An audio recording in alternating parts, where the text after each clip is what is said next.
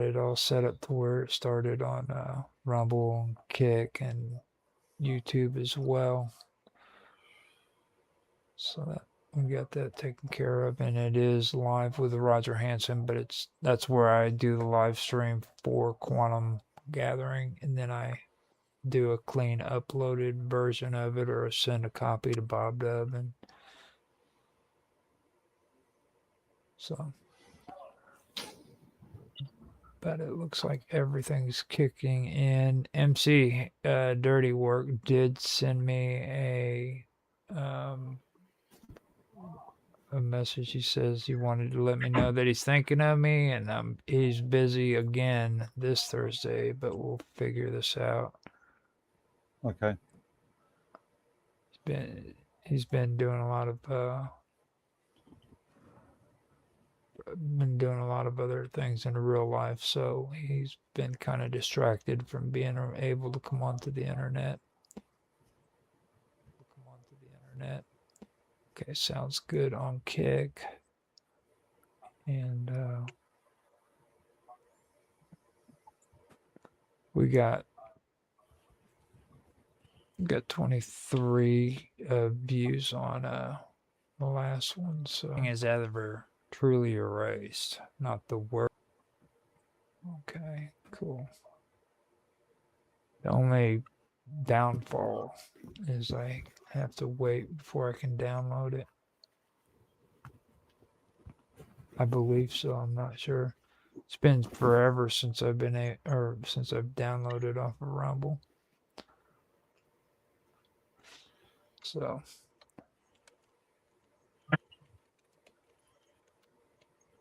give it a try. It's not really good, or it's not really easy to download videos from Rumble. YouTube DLL. YouTube is actually, that's the only good. Well, that's one of the good things I got. I'm not gonna. I'm just wondering if the YT DLP utility could do Rumble. I don't like that one either. I use it all the time. I use it. Well, DLive. I should have stayed that on air because that's actually DLive does that potentially a too. violation of YouTube's terms of service agreement. Okay, so I'm gonna turn on the record if you guys want me to, or I can leave it just at open stream, and then later on we can hit record once the show gets started. Yeah, leave it for a minute because no point at this present moment. I got a copy of. I should get some food too. Yeah. Real quick. Get organized, come back, because I've still got to go get me some. I gotta go get me some freaking coffee, smoke a cigarette, and do my business. I came out with some pretty cool backgrounds for the Quantum Gathering here lately, and you guys are gonna love what I did with that cloud stuff. Just to let you know, it's gonna be. What did you do? I've been able to incorporate it into like how I've been doing with backgrounds on the Quantum Gathering. I've been able to incorporate the cloud into it, where it's like a cloud in the sky, dude, that's in there. So like these images have like clouds mixing in with it. Ooh, how nice. I used it in one of the videos that I did for Satori D, and it made a really, really nice teal color over the images I was doing, but I kind of lost the cloud a bit. I can send you a copy anytime you need one. I've been trying to work on making it longer too and do different angles and stuff, like, so awesome. I couldn't believe it took 7 days to make a 15-second video of a cloud. That's amazing. What took the time? It was the rendering, and I had to render them frame by frame in PNG files. It couldn't be it couldn't be done with a video. So then I rendered them out as PNGs, put them back in as a image sequence, Mhm. and then put the audio on with it. And Oh, you got audio. I didn't know you had audio. yeah, Cool. it's pretty good. I mean, so Thanks. I appreciate that. I'd love a copy. okay, I'm gonna go ahead and hit record. So just in case I come back and forget to, Okay. I'll be right back. Okay. You After see. these commercial messages.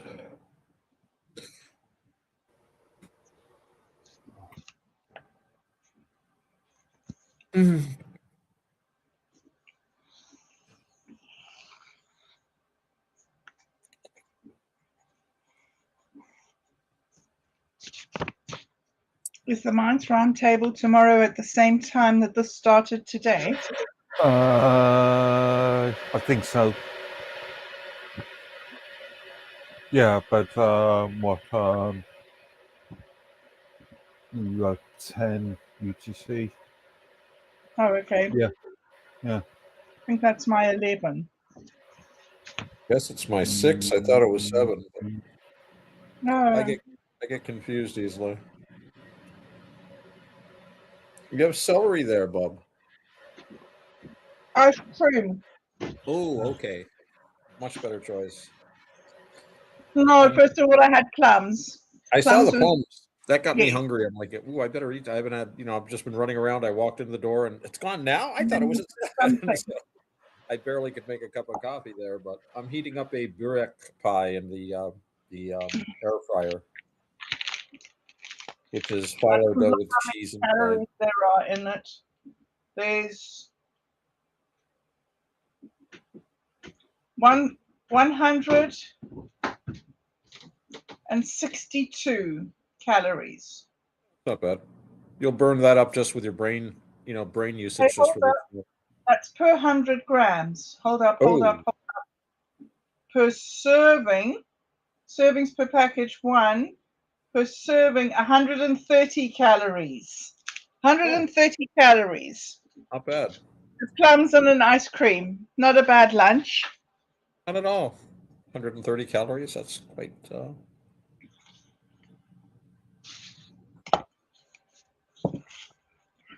Well, I had some. Ooh, nice Chai. Houston. Oh yeah, Houston. Yeah, Starbucks. Had my big had a Irish whole mug they gave me for St. Patty's Day, which I should say St. Patrick's Day, and it has a harp on it. And I was having trouble with my Melita coffee maker. Sometimes you can misjudge and put too much water in. So they said, well, here, this is more than enough. So I can look like I'm singing drinking songs. I don't know what a coffee drinking song would be. Do you think that I can share my screen? Select window or screen? Should be able to. I don't see why not. Good. Look at that. I can share my screen. We can. I see it. Have you seen this? Dreams. Ah. Ooh. Very nice. We could maybe talk about this a bit. We could. We could talk about anything you like. This would be a good thing. I'll have you talk about all about meat this show. I have no idea what I'm doing anyway. Been running around Your like show. a chicken with my head cut off. So, yep, it's my show. So I delegate you to talk about meat tonight. Woo-hoo-hoo-hoo. That was easy. Or I thought I'd have to work tonight. Good thing you're here, Bob. Good thing that Minds Gaming is here, guys. That Minds Gaming Mike. happened to drop a post for us 4 hours ago. Nice.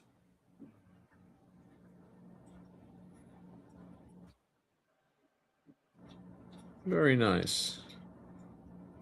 And where's Satori's? What's he been doing? I think that he's been posting some of his music. So there is, what is this? Season 2, episode 3. So I haven't even posted episode 4. That's not good. 21 hours ago, I posted episode 3. That's pretty useless. 9 days ago, I posted episode I 1. think I'm going to be switching devices here because I want to go out on the back and have a pipe. Actually, I could probably just take the laptop with me for that matter, but Well, 15 minutes until we open. What's happened on Otto X's channel? probably very little. Perhaps a poem, perhaps a song, but nothing lately. I haven't really been on Me much lately. I haven't had much time for the internet. It's very strange, very difficult for me to go online sometimes. It takes so much out of me to spend time online like this. And I don't know, what have I been doing on Me? I'll take a look right this second. What's on my I guess what I do is that I spend a whole lot of time in real life doing stuff, making videos and writing poems and recording poems and illustrating poems and doing all that work that I do.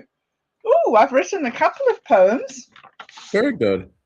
Whoops, an error occurred. The server occurred a 500 internal server error.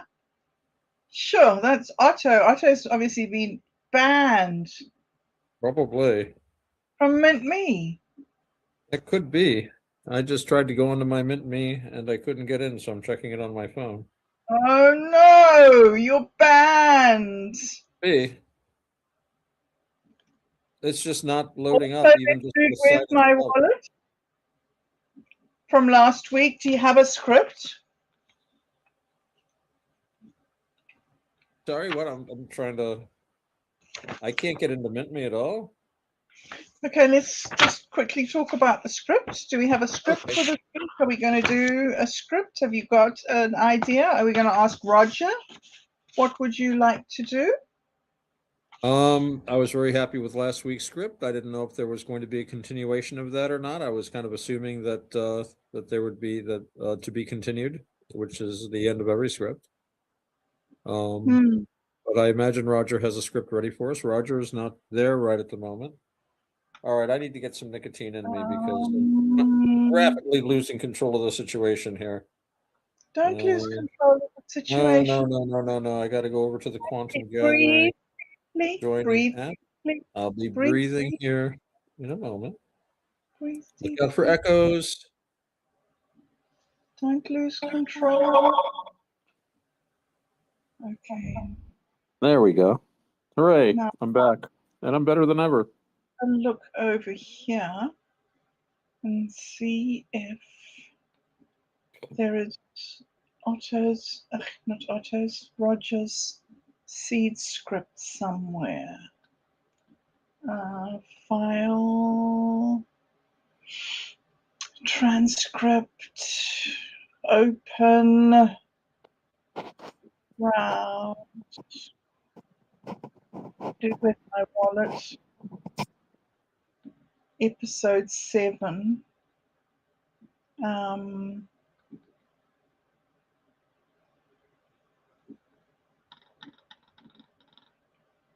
Oh,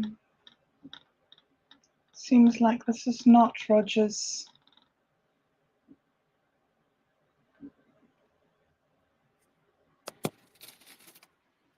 Oh, here we go. This is Roger's seed script. The hybrid reading, the attempt at synthesis. This reading attempts reconciliation, it fails. Narration increases causalities, improper narration does.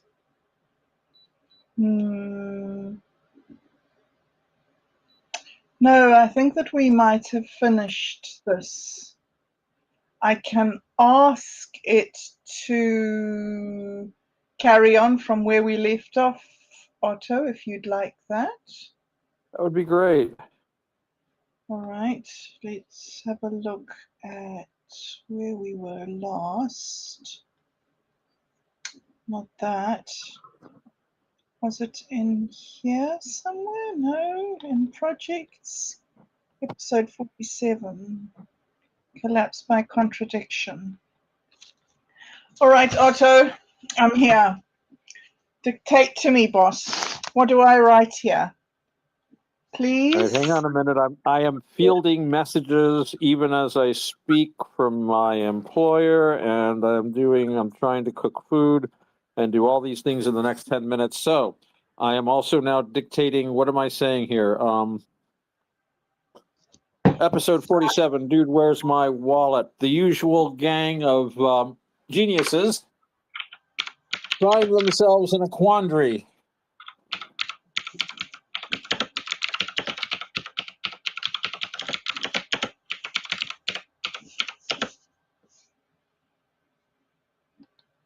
That's it. No. Oh, really? That was it? Hang on a minute. I'm turning on the heat out here so I can have a pipe and think. There we go. All right. Hang on. I'm now lighting my pipe so I can begin to think. You're in a quandary because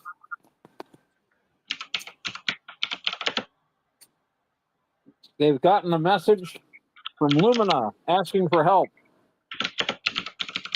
But before they can help her, they have to figure out where she is and even what she is. How about that? Is that too vague? Should there be like a specific mission? Synthesizer in this episode. I don't think it's. Oh, well, the synthesizer. Go back to Lumina. Message from Lumina, capital L, Lumina, asking for help. And before they can help her, they have to discover, what did you say? What she is and where she is. And the synthesizer is simpatico with her. Maybe the synthesizer can fall in love with her. The synthesizer is simpatico with her. He might be able to have a link, maybe. Is what I'm thinking. In love with her. Yeah, have we got this? So what do you think? Is that enough? Well, what does the message say? The message says the reality fractals are coming out of alignment. There must be a correction.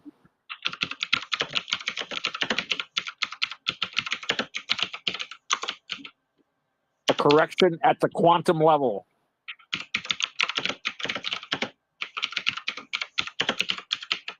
Right. The key is the tubules in your brain. I want to work tubules in. Can we work in tubules? Work in some interesting detail about tubules in the brain. Connect to quantum level effects or something. Quantum tubules. Connecting to quantum level. Excellent. It takes a couple of puffs on my pipe. I'm doing better already. All right. Okay, Otto. Speak now or forever hold your peace. No, that'll do it. I don't want to give them too much to work with. It's a project, so it has a fair amount of backstory that it's working with.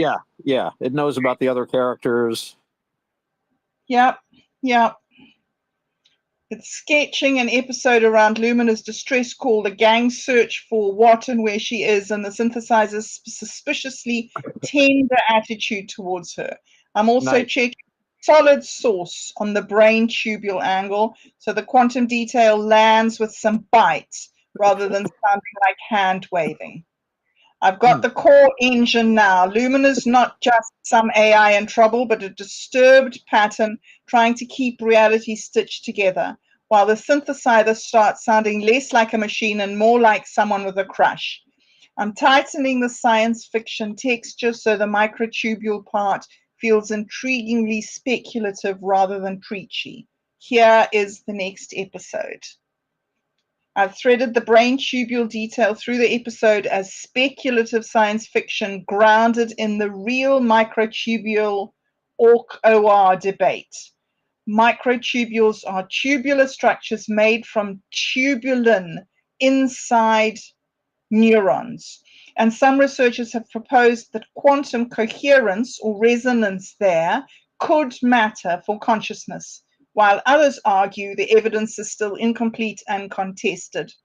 Recent papers also discuss microtubules as possible anesthetic targets, which make them irresistible material for Lumina law.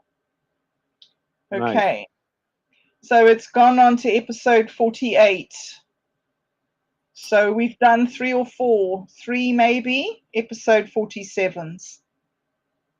So shall we make this episode 1, Otto? It can be your episode 1. If you like, if you think that's good, I concur. We can make this episode 1. Okay. I would like to concur. I concur. Concur. That's very agreeable of you, dear.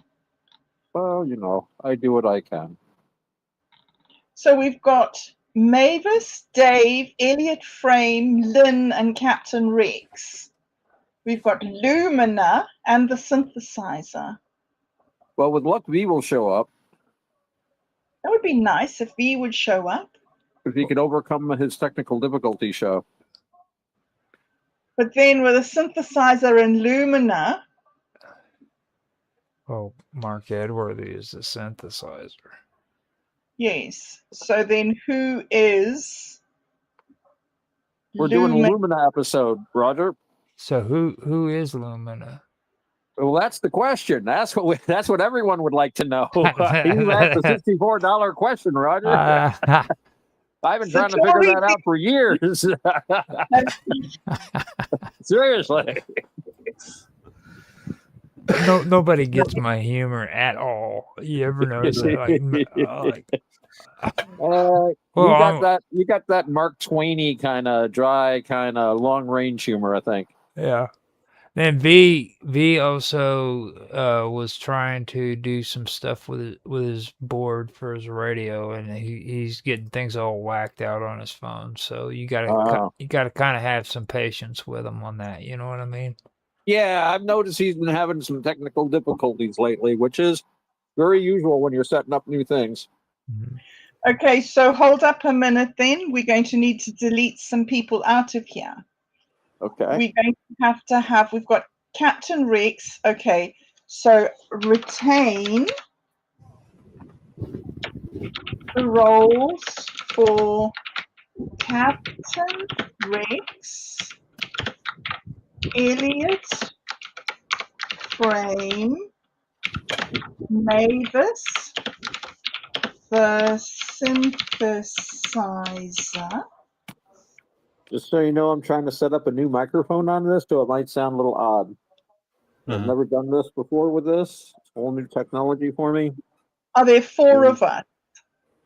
Yes. Okay. Test.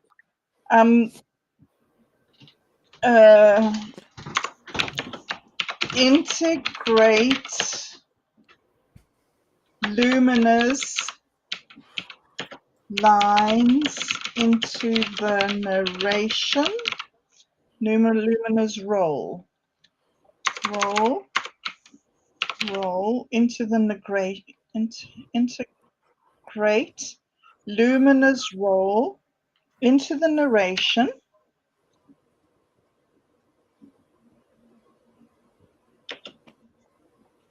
Test. And delete. And delete. And delete.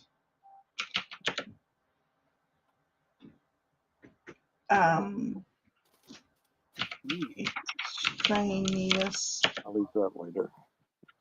dialogue. Retain, and embellish. Retain and embellish the roles. Do we need embellishment? Or am I just going to make it too complicated? They're really short things here, like 4 words for a sentence. I think embellish is right. Retain and embellish the roles for Captain Rex, Elliot Frame, Mavis, and the synthesizer. Integrate Luminous role into the narration and delete extraneous dialogue. I hope that's going to work. Clear, begin, Elliot, the correction. All right, I'm going to just run that.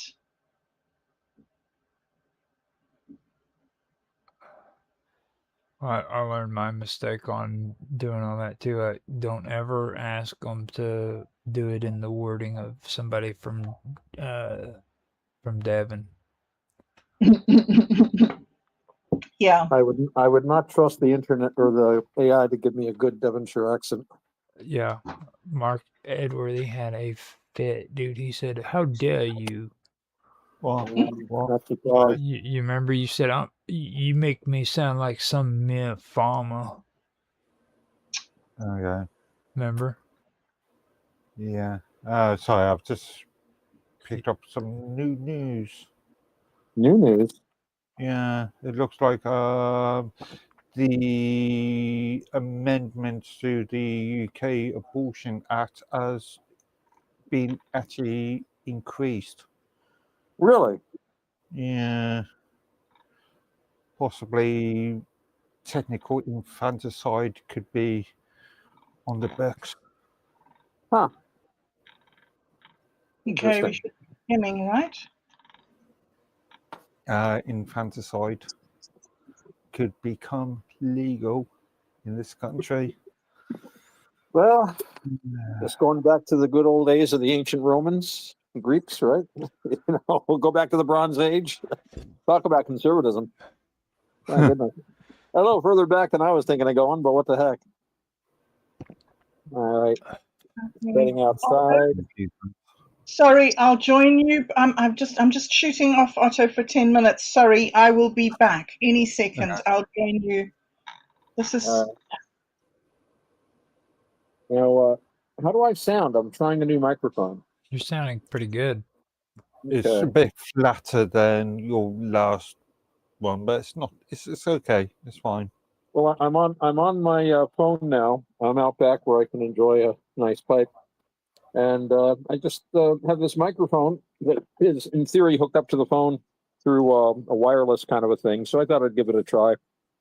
What the heck? I'll just experiment with a technology I've never tried before live, where all my mistakes will come right out.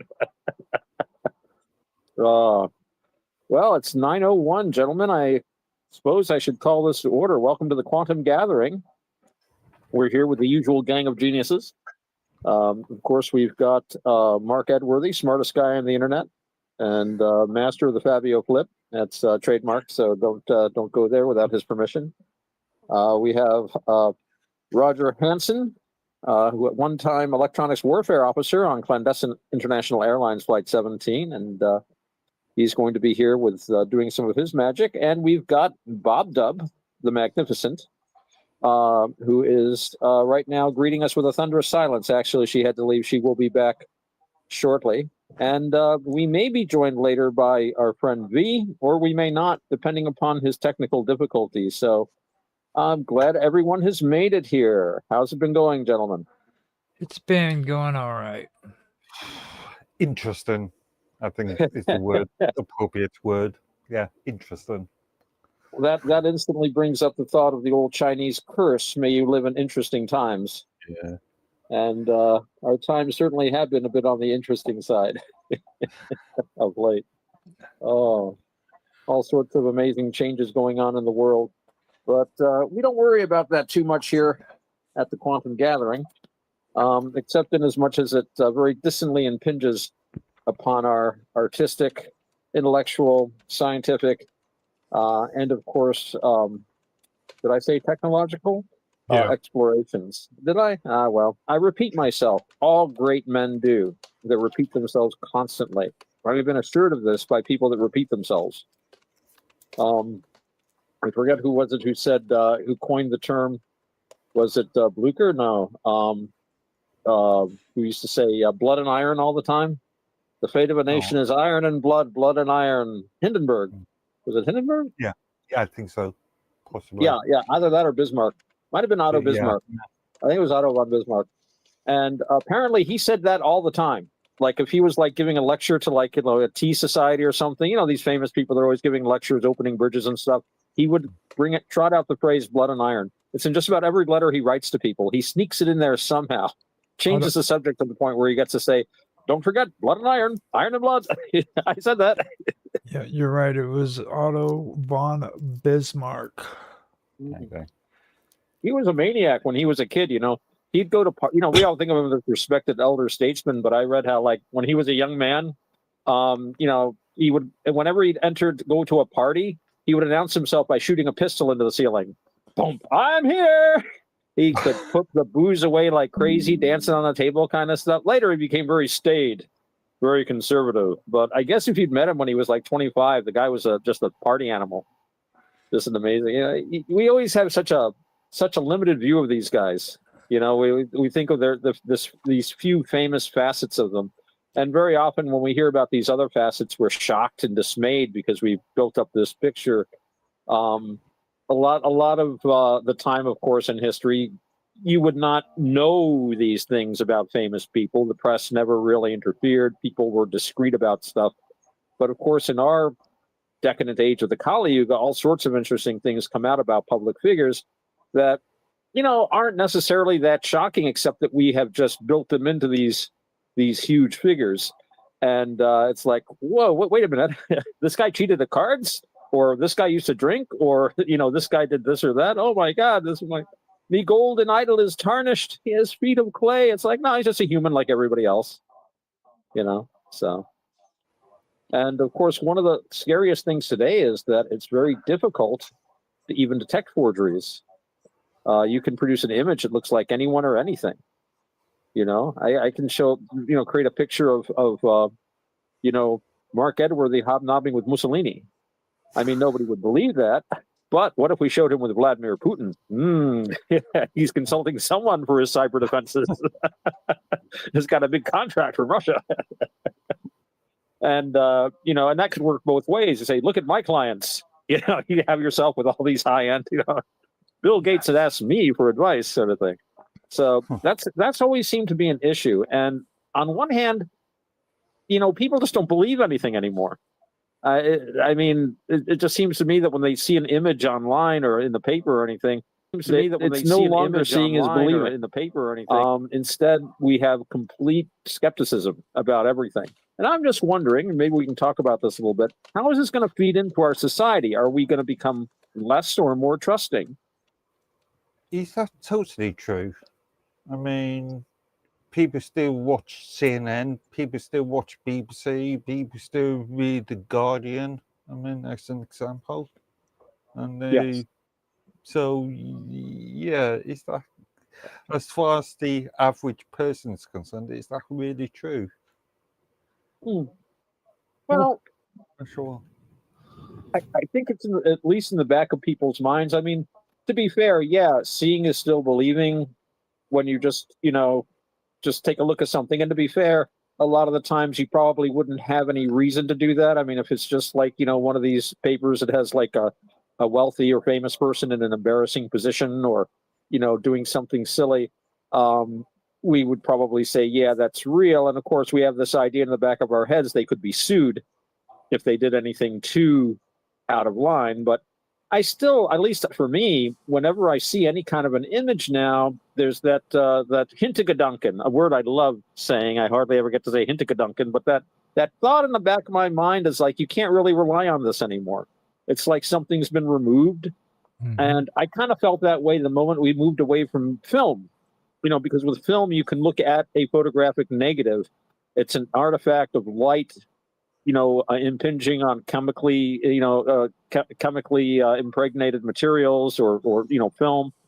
and it's a demonstrable reaction. It's impure. You know, you can just see what has happened. Whereas with digital images, it's all just numbers, and if you change the numbers, you can change the image. I know it's a little more complicated than that, and we've talked a little about this before. There are apparently ways to um, try to obviate this problem by watermarks or other things that you can probably do down to the mathematical level that I don't understand at all. But even so, since it's all mathematic, that can be fake too. I mean, that being said, trick photography has been around for a while. You can cut and paste photos, but these usually have some detectability. I mean, remember the famous, and Mike is here, hooray! The famous image of Stalin with one of his buddies there, and when the buddy fell from favor, suddenly it was like, oh, well, we'll just airbrush him out of that. So there's always been ways to change images, but it just seems like now they can create an image at will. It just kind of gives me always in the back of my mind a little thought that maybe it's not real. I have a cool story when it comes to Hook and Newton. They used to hate each other with a passion, and Hook was a part of the Royal Society, and when he left the Royal Society, or I believe he either left or he passed away, but Isaac Newton took his place, and he was in charge of it. But the only portrait they had of Hook was hanging in the Royal Society, and it mysteriously disappeared. And to this day, nobody knows where it is. It was the only only actual portrait showing what he looked like, and Interesting. it to this day it's gone. It's disappeared. So you don't know for sure if Hook even existed. Interesting. Other than what he wrote and his scientific research and stuff. But other than that, I mean, it's just like Pythagoras. You know, people don't really know for sure if he existed or not. It's just hearsay. He didn't know how to read and write. Well, Unless speaking you of were, portraits, I yeah, was I was always gonna interested. say, There was a portrait of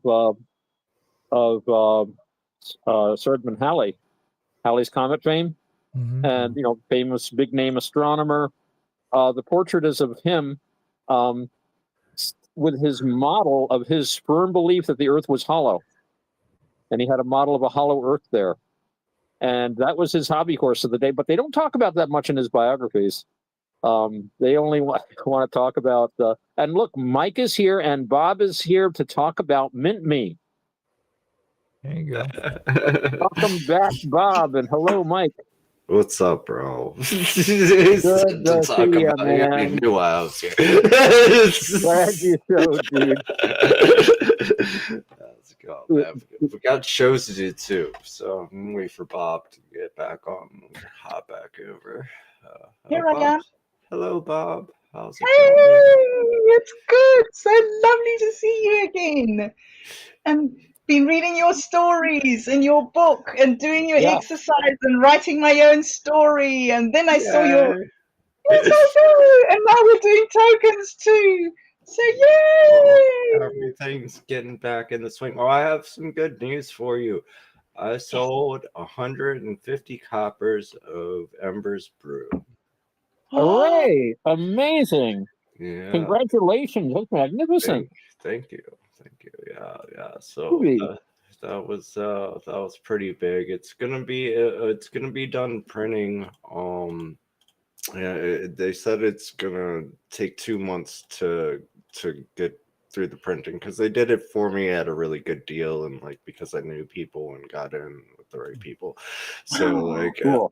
I'm not on like the regular whatever list it is because I paid 30 cents a book to get them printed, and then I sold them to well, I get five copies and they're going to be paperback, and then the rest go into World Bookstore, so that will be fun. Wow. How did you do that? And that's where we order them from, World Bookstore?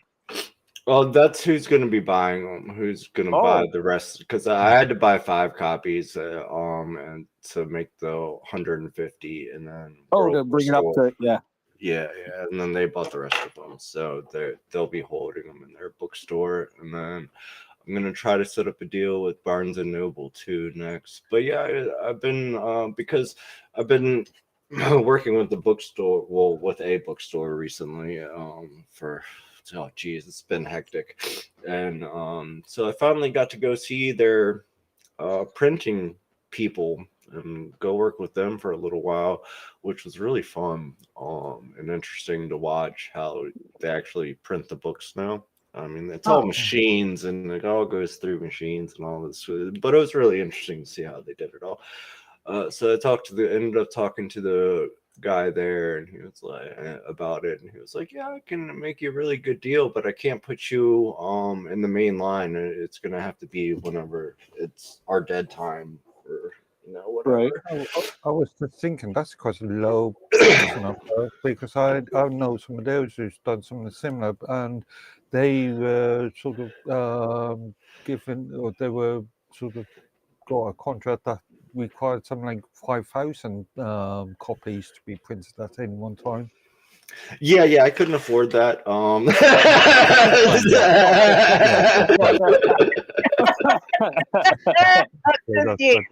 Yeah. 30 cents a book to print. It was pretty. I mean, off the whole thing, I made about 50 cents after everything was done. So like, it's just literally because I wanted a paperback of my book. So You're in the black. As long as you're in the black, dude.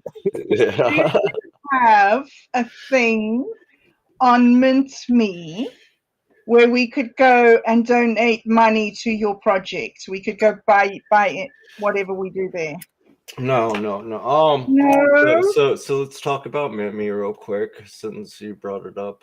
So Mimi, I don't know if anybody's been on there, but they've started the new wallet connection and liquidity token. So everybody's token that has a token with us, anyways, is a supply token, which is a creator focused token. It's mainly for personal projects, hobbies, writings, that kind of stuff is good for a supply token. So they also have, now you can also start a liquidity token, which is what you more see on bigger sites with, like Pancake Swap and all those kind of places.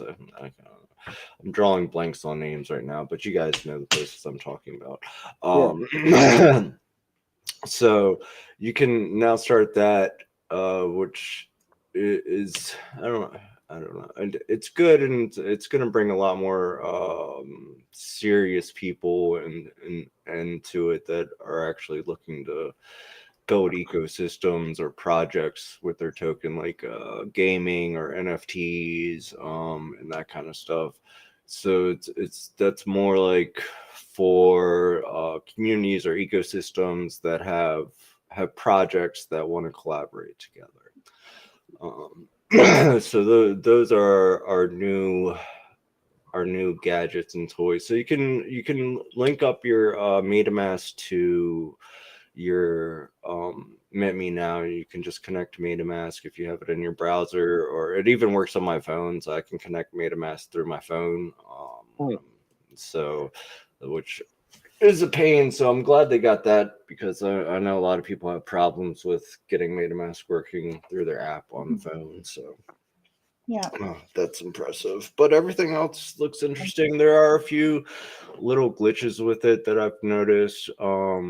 With the buy sell charts, if in marketing, if they have a deployed token on like ETH or other places, your amounts don't change, but that's because you're not actually supposed to be able to purchase tokens from the buy sell charts if they're a liquidity token. So the purchase is different, but it's not very clear on what's going on. So if you see that, just just ignore now for now. I'm sure they'll take care of it. And so they are sort of having the same sort of issues that I've been complaining about mines for many years now.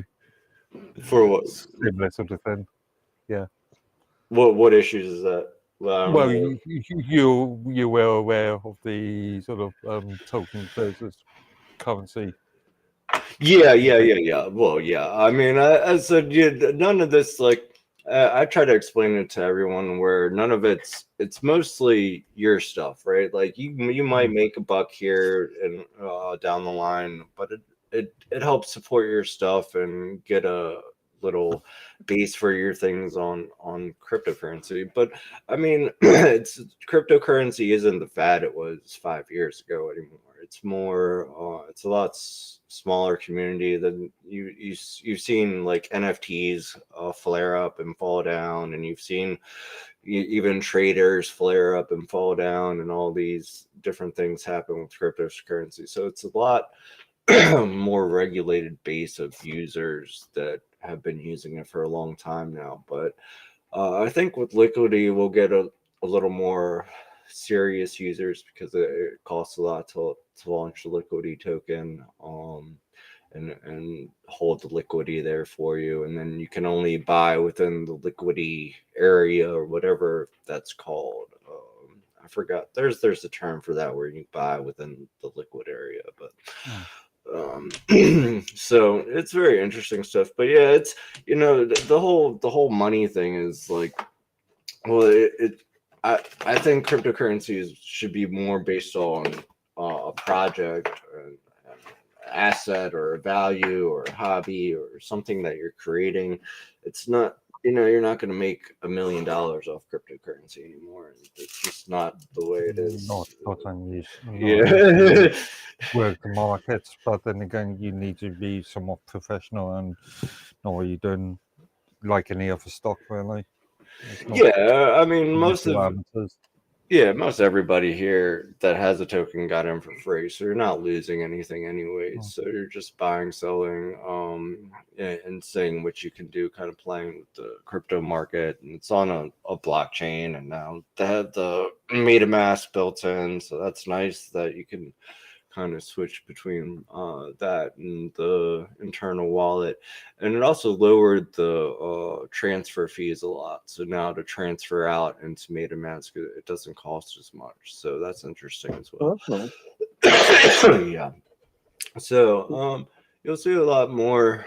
Hopefully, you'll start seeing more serious people start launching liquidity tokens.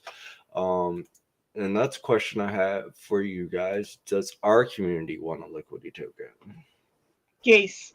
Yes. Yes to everything. Yes. I knew Bob was going to say that, so I didn't have to say a thing. I concur with Bob. Okay.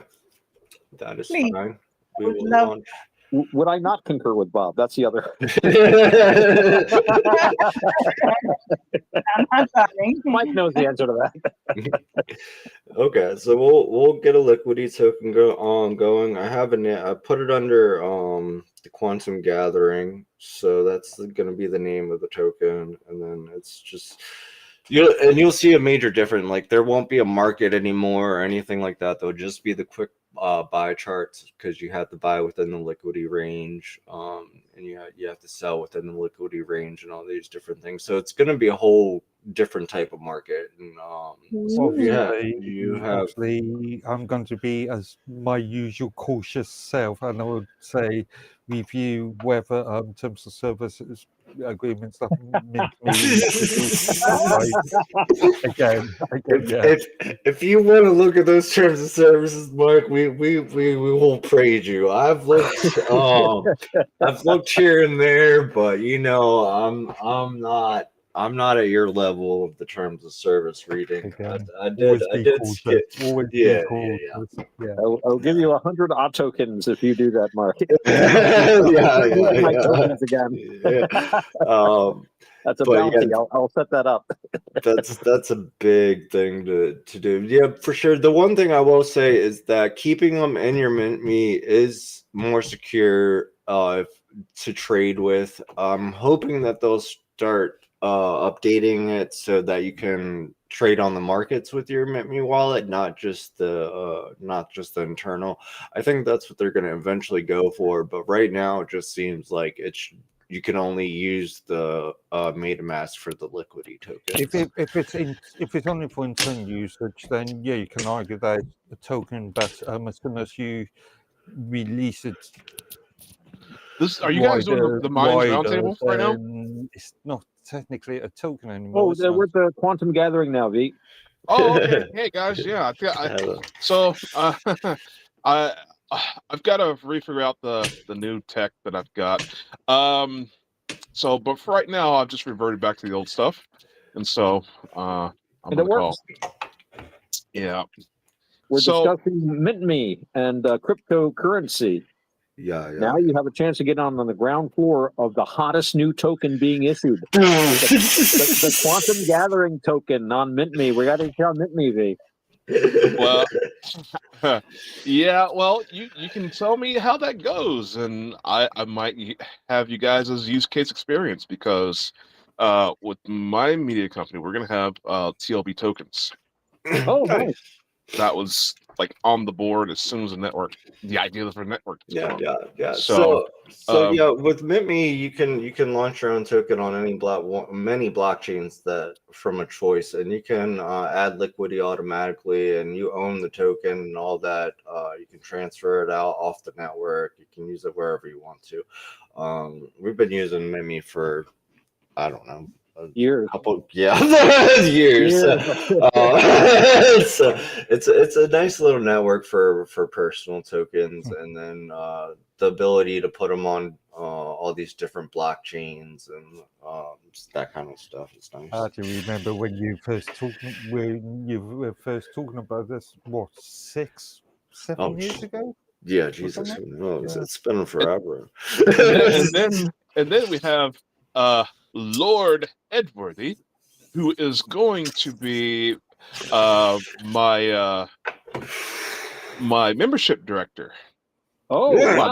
Congratulations, Mark. Wow, I had no idea. You might not have had any idea. Well, yeah. So, as you know, I've got Roger. He's going to be my media director. Mark is going to be, the membership director, because he's so damn good with the TOS and keeping the consumer in mind. So that's definitely needed. Definitely. Yeah. So cool. Yeah, I was hoping to have some more people competing for the technical director, as I've got a few people, but I kind of want more. I kind of want to see what Mr. Robot could do, or if anybody else within this group. Mr. Robot can do anything you want, sir. You can do anything you want.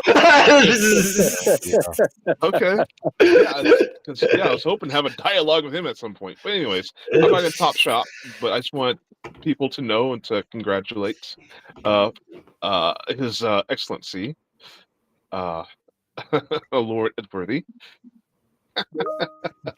And yeah. Congratulations indeed. Wow, it's a really exciting project. Can you tell us a little bit more?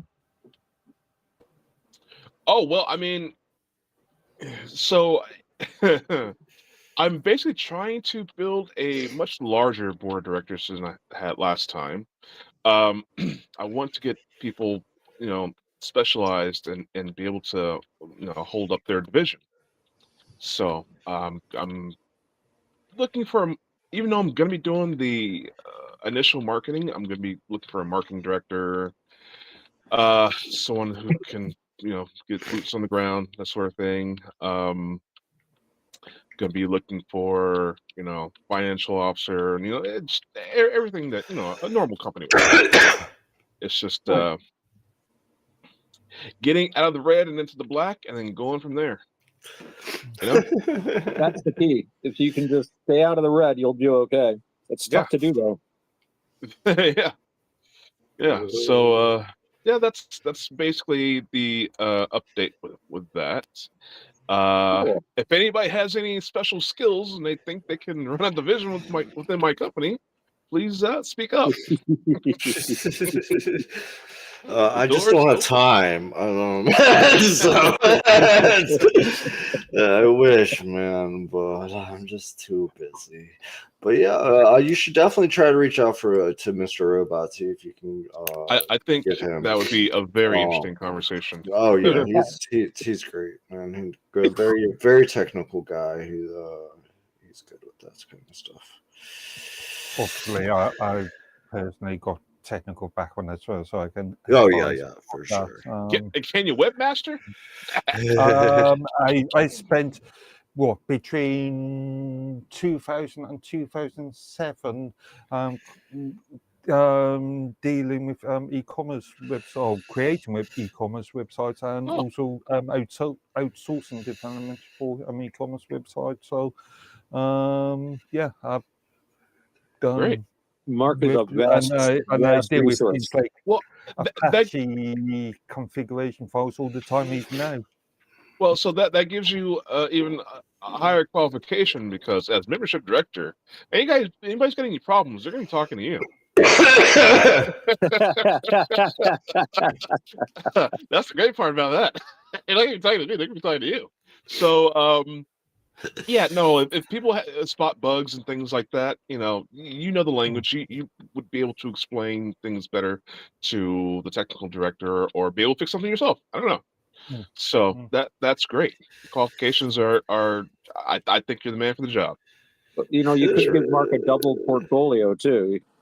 Of course, you have to double his pay. I know you're paying him nothing now, but you could double that. Well, you're killing me here. That's a hard margin. I'll see what I can do. Multiply by 10, man. By 10. Yeah. So do we want to do show tonight? Yeah. Do you have a script for us by any chance, Mike? We'd love a Mike script if you have. I mean, Bob's got a script. We've got a script. Bob and I mostly Bob, came up with something. So I don't know how many parts it has. We didn't know how many people were going to be here. We're up to 5. Bob, no doubt, is right now, even as we speak, is typing away. To see how many parts, and let's share it. Let's share it in the chat, and then we can see. Hold up a second. Hopefully this one won't be too demanding. I mean, we've already done 5, 6 scripts already tonight. Oh, really? Wow, jeez. Oh, Roger's a slave driver, but he's done this very weird and interesting scripted show called Stir the Fallout, which I got to admit I was not sure about. And but being involved with it, it's really grown on me. It's actually really interestingly bizarre. And I mean, if he just presented the idea, it's like it's going to be a scripted show, and I'm like, scripted show. But then when you're doing the scripted show, they're actually very interesting scripts. Some interest, they're kind of neat. I am enjoying it anyway.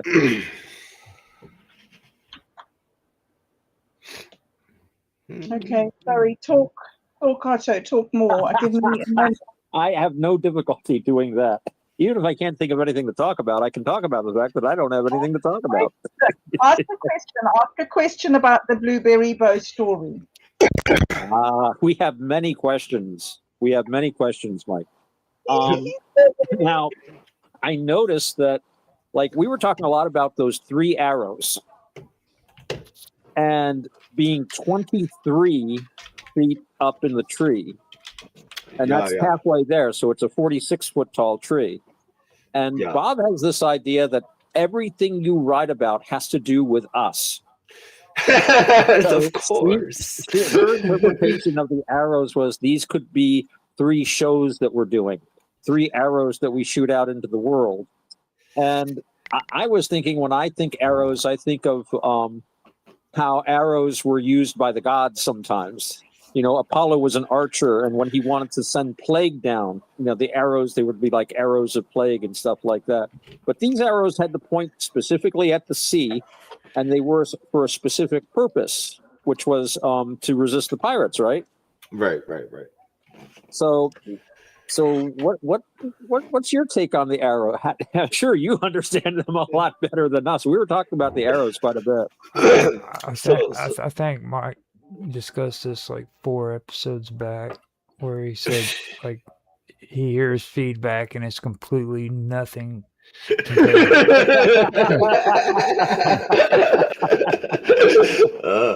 So the arrows, I really want to bring back where Sue's kind of craftsmanship, and that was the main point of the arrows, was to kind of bring back the craftsmanship of the tools that we started with at the beginning at the trading stand, and the swords and shields and all that kind of stuff, because all of that throughout the story has gone because she died and things changed and all that. So we needed to bring back these the magic that built these artifacts. That was the main point of the arrows. Now the arrows are worthy of the bow. Right. The bow is obviously a powerful artifact. We started. We gotta go quick. Read Ember's relics. Let's see what we can find out about it. We did too. We're like looking through there. What? So the arrows are going to be at that same level. You're saying? Right. So the arrows are kind of the reason why all the other tools are so powerful. The arrows kind of show that everything was crafted a certain way. It has this little kind of alchemy, kind of magic, kind of process to make, and that's why all these things have lasted so long, have been so strong throughout the stories, and all that magic kind of disappeared at the very start of the story. So you saw all these artifacts come in, and then there were no way to get any more artifacts because that magic kind of died out. So that was the main point. But the 23 was very specifically picked because of the number, and everybody here would recognize 23. And it also went well with the internal flow of everything. So that was nice. But yeah, the arrows are the reason that it had to point to sea is because arrows have to sail. So they sail through the air, so for an arrow to sail perfectly, it would need to be pointed to the sea. 3 is of course just a magical number that helps you associate with. But everything else was mostly to bring back the craftsmanship of Sue's magic and artifacts and all that kind of stuff. So. I thought maybe they were pointing at the sea because the pirates came from the sea, and so it was something that was kind of going against that. But I read a lot into things. Yeah. No, that's a good point too. Like because it's definitely you wanted to kind of point towards where the boats would be, because if you think of the landscape of the actual book, if you're actually looking for this tree, then you would literally have to have something that was pointed towards where the boat is docked, because that's the way to see. Okay. So when you made 23 halfway up, was that your kind of way of saying the middle path, in the middle way is safest kind of thing, or was it just to put the poetry? So the halfway up was mostly to show that it would be a struggle, and that you're still not all the way there. You're not climbing to the top of a tree, because the top of a tree's limbs aren't going to be as strong as the center of a tree. But at the same time, you're not all the way. You're still not at the top. You have to work for it, but you're not getting to the top of the tree. Right. There's more there. There's more. You're not done yet.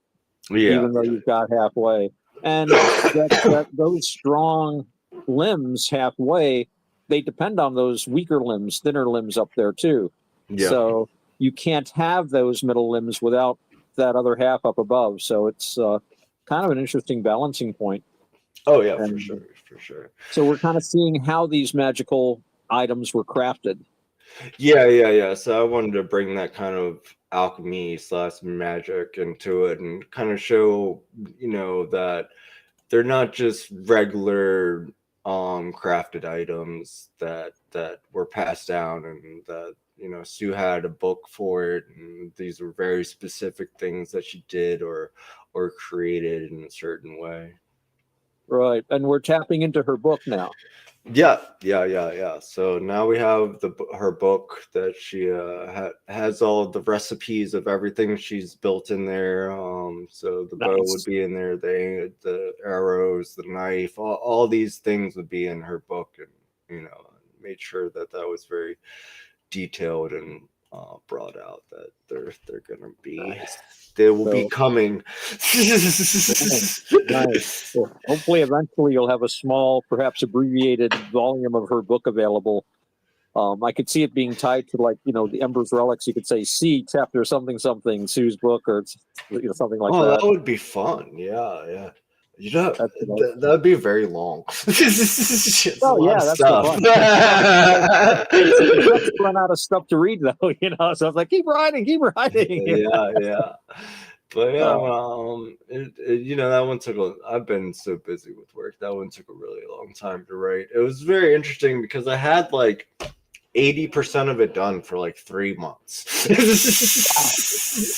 and then the last like 20% I did in a day. So it was very interesting because I had to go back and reread what I wrote and like see if it all like if I still liked it.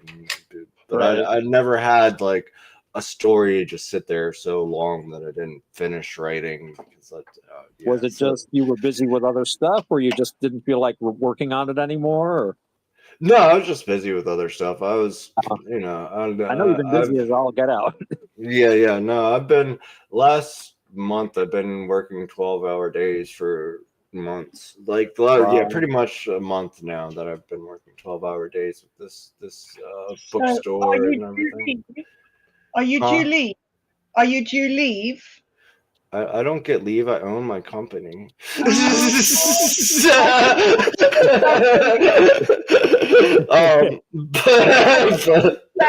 contact you a bit, and we can play building the LLM and testing it. Yes. I want to get back in all of that, Bob. I've been meaning to reach it. Yes, we're gonna start doing that soon again. Probably sometime next week, hopefully, because I took a week off in April. First of all, so April 11th through April 22nd, I took off. I'm not working. I told him not to call me. It's like, I'm not doing anything. I'm gonna let my Pat run it while I'm gone, which is the guy that started the company with me. So I'm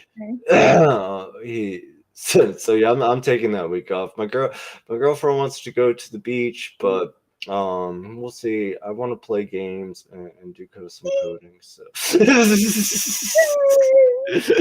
okay, cool. That was now April the 11th to the 22nd. Yeah. I'll be off that week, for sure. Yeah. So I just launched our Liquidity token. It is now available. Oh, really? Wow. So you can now get our Liquidity token and put it under Quantum Gathering. We have the most liquidity right now, so if we need some more, I'll add some more.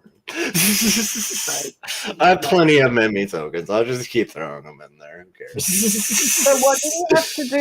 Can you give me step-by-step simple instructions, please? Oh my goodness. Wow, that's so clear. It's so much better.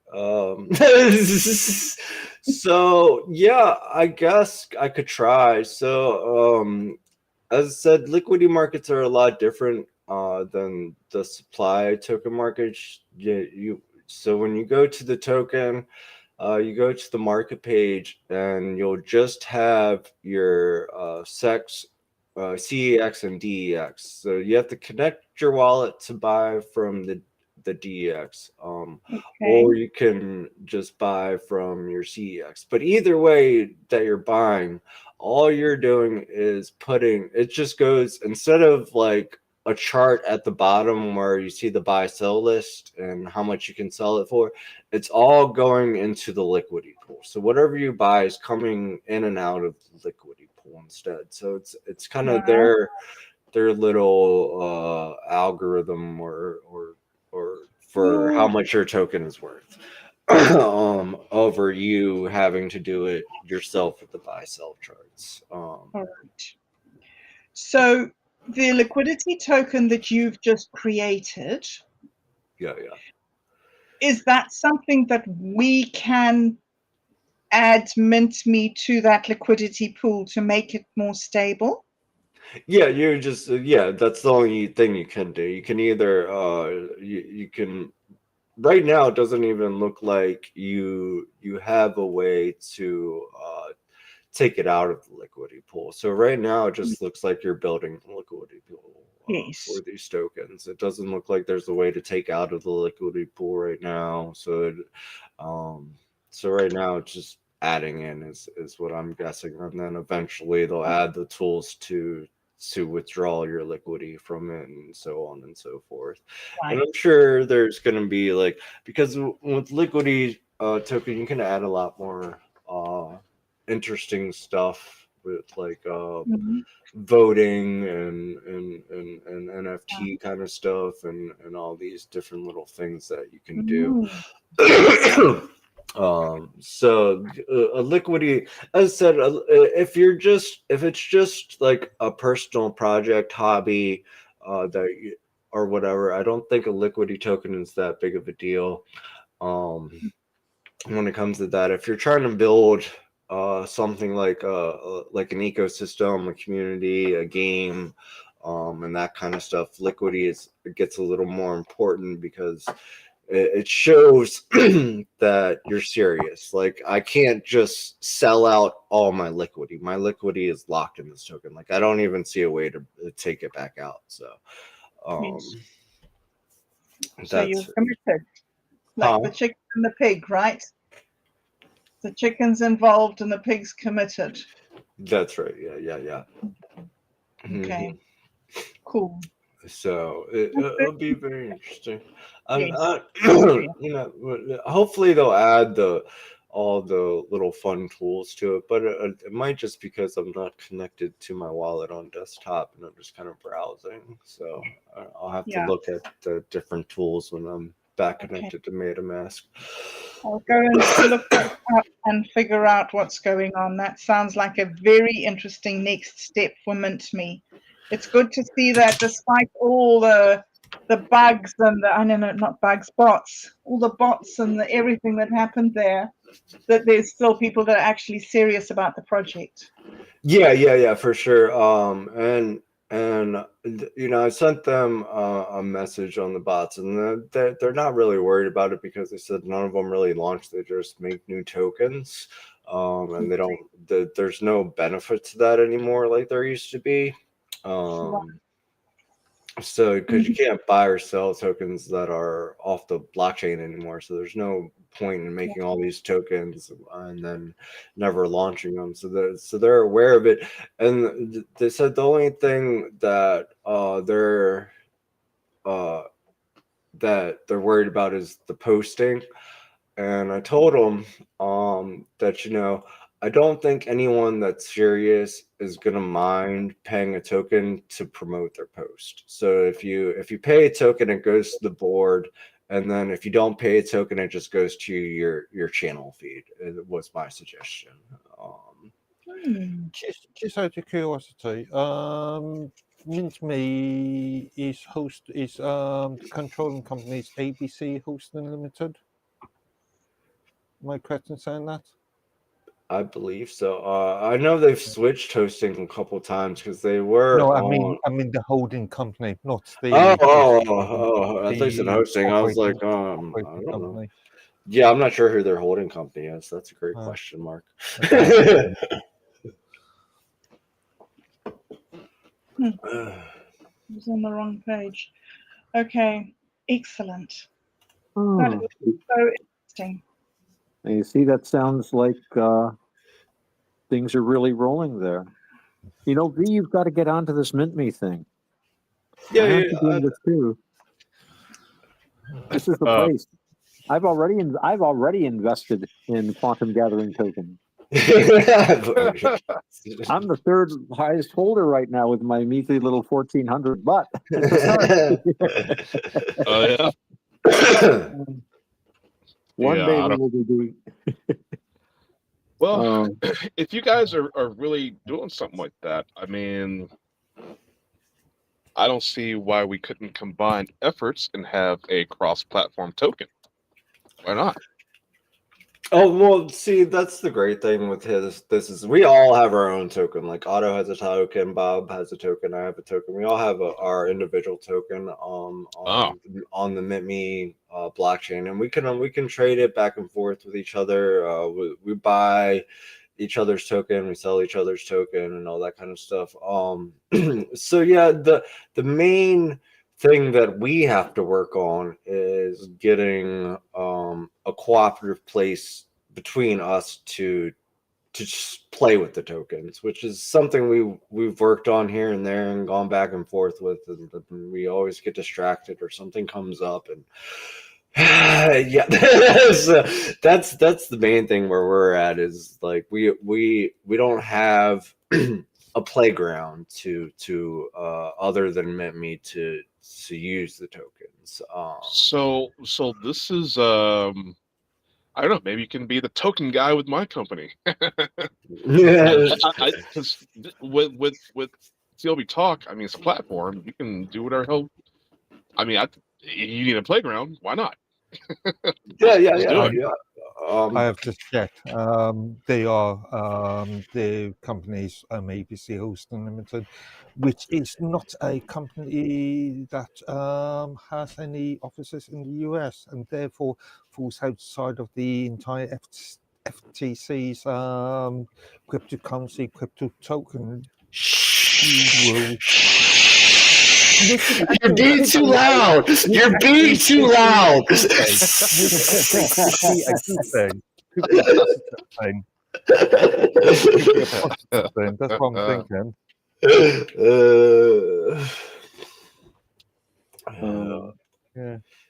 Yeah, I think it could be a positive thing. That's right.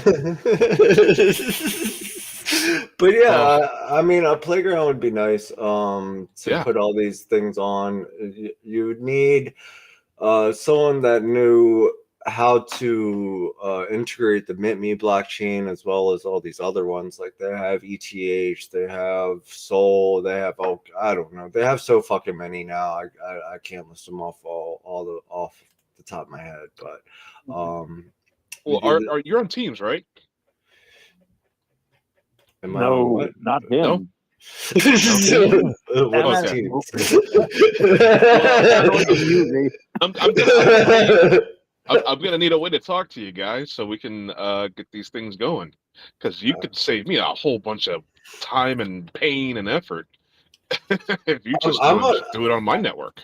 I'm on Element, so you can always talk. You can always hit me up there. I don't know if you have an Element chat or not. I everybody has their own thing. I say screw it. I just stick with Teams just because. Yeah, that's what I've done with that's what I've done with Element for years. And Teams is not universal. It's run by Google, and I don't use Google. How's it not universal if it's run by Google? And Microsoft Teams. It's not Google Teams. It's Microsoft Teams. It's Microsoft, I'm sorry. I'm sorry. They took out we will not be evil from their plan, and I'm done with them. Well, it's all good now because it's not Google, it's Microsoft. You know what I'm saying? Makes it all uneven. Microsoft is better? Well, apparently. Word on the street is Microsoft is better. I think they both still sell your shit, okay? Yeah. That's where the money is. Yeah. Element does not sell anything of mine. They don't know shit. I just really would like to be able to upload pictures That's it. That's all I want. Just upload pictures, maybe a little bitty video. I don't care, but I don't even What pictures of know. what? A Just throat pictures. that's punched before and after a punch. Well, be careful because we can't be talking about that with Bob's up here. I'm supposed to behave. Yes, Roger, like a Take it. gentleman, remember? That's right. That's right. Yes. Oh, this is And not formatted. He said it's Roger's not outfitted me. formatted. He said it's not formatted. Did you hear that?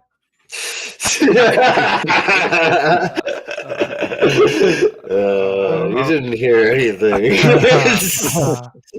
I'm gonna mute out now because I am not formatted either. Uh-oh. And Oh, Ve'll get me in trouble. Well, it's getting near script time, Bob. Yes. Let me. Of course, we're not completely nailed down to a schedule, but we usually like to get started around 10 o'clock on that. Yeah. We can get Look. started. Is Bob here? Bob, she is. She's outbid me on Quantum Gathering. Oh, I had to buy more than her, so I got up to 2,300, and now she's up to 3,879. So I'm like, Oh, but Otto, we're in trouble. We're really in trouble because Musician has bought in 8,000 tokens. Now has a controlling share. He has a controlling share. Oh no! Wow. We're gonna have to sell something. Have you got anything to sell? I think I need to go down to the pawn shop. I'm down to 200 mint me. Let me see. See what I can do. I'll work on it. We need to raise some money here so that we can invest in our project. Okay. Yeah. So let me focus. What was the question you asked me, Otto? Oh, script. How is the script coming? Posted in the Chat there. Excellent. We should be able to just have a look through and see who wants to do what roles. Alrighty. Because it's about script time. What do we got here for characters? The correction. Mavis, Elliot Frame, Captain Rex R. I was curious, why is the character called Mavis? Has it got anything to do with the very famous typing software from the 80s and 90s? No, although that's really funny. My father calls all typos Mavis Beacon. He doesn't say it's a typo, he says it's a Mavis. But no, I got the computer to choose the names for these. I just randomized. I outsourced and it chose Mavis. Mavis is a very common name these days, so I just thought it was weird. Did you catch on to the name Lynn? Yeah. I got a new bong, and it's pirate themed. Just so everybody. Well done. Just so everybody is kept up to date. Yes, very good. Make an NFT of it. Perhaps we need. We need a what? Mike buys a bong episode. Come on. You haven't written an episode for a while. That would be cool. A what episode? I'm still breaking An up. episode of Dude, Where's My Wallet? Oh yeah, for sure. Mike buys a bong. Dude, Where's My Bong? Oh, dude, where's my bomb? Dude, where's my liquidy? Yes, dude, where's my liquidity? Or Mike falls. Or Mike 5 minutes. I'll rate it up. or make one where Mike breaks his bong and he freaking gets sucked into a freaking a void dimension of some kind. Yes. Because he took a big hit. Pool. It's sucked into a liquidity pool, Roger. The liquid is bong water. That's because of Otto. What did you do, Otto? You did grave dust. didn't you? Oh yeah. Oh, I remember that. Yeah, yeah. The article of power.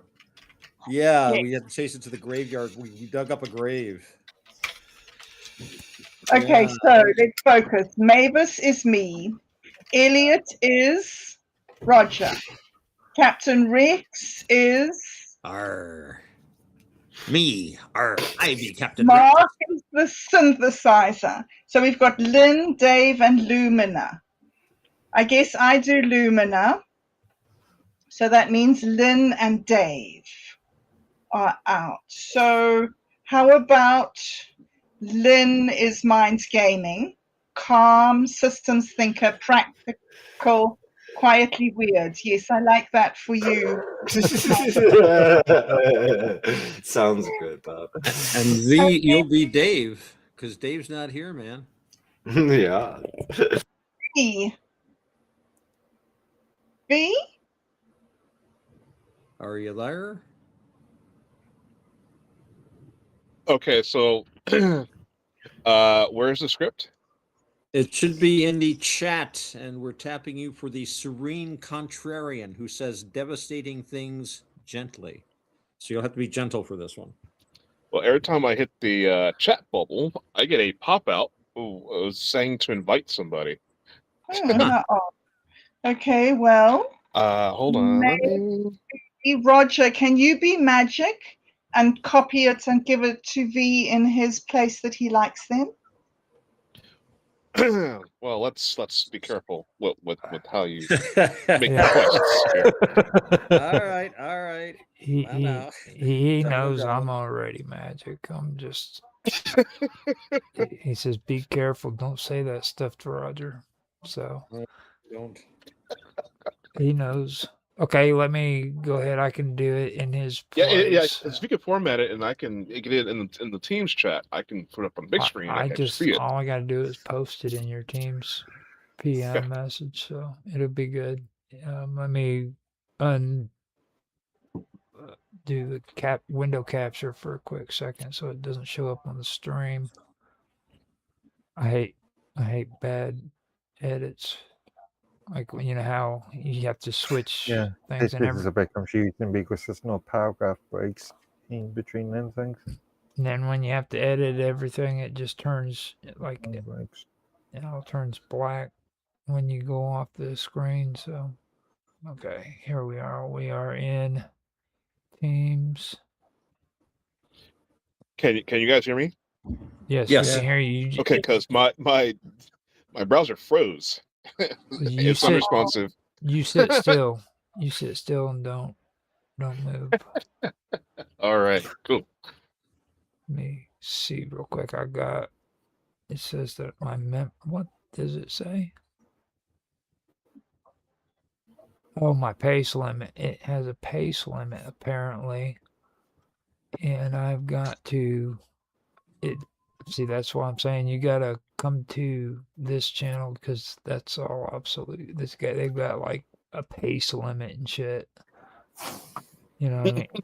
How much storage does freaking it really take up to copy and paste something? It's Really, character limit, seriously. stuff, yeah.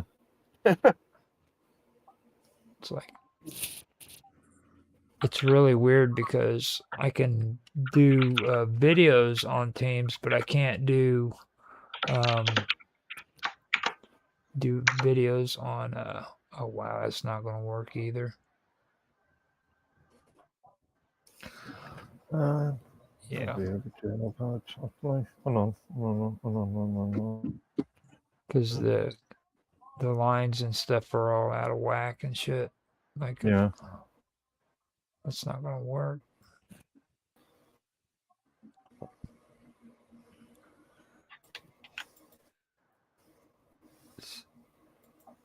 Yeah, they're not even gonna give me an option to. Yeah, they don't have an option to edit. If it was in edit mode, it could go in there clean. But if I paste it in, if I paste it in there, it's gonna all be. What if I send it to Element?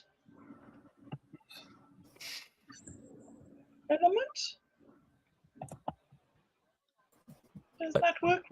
Do you have a can you copy and paste it on a notepad and then post the notepad as a file to me on Element? I can. Okay. Oh, you will do it. Actually, Okay, yay. I've already got it fairly formatted. Yay. Thank you. Well, You, fairly formatted.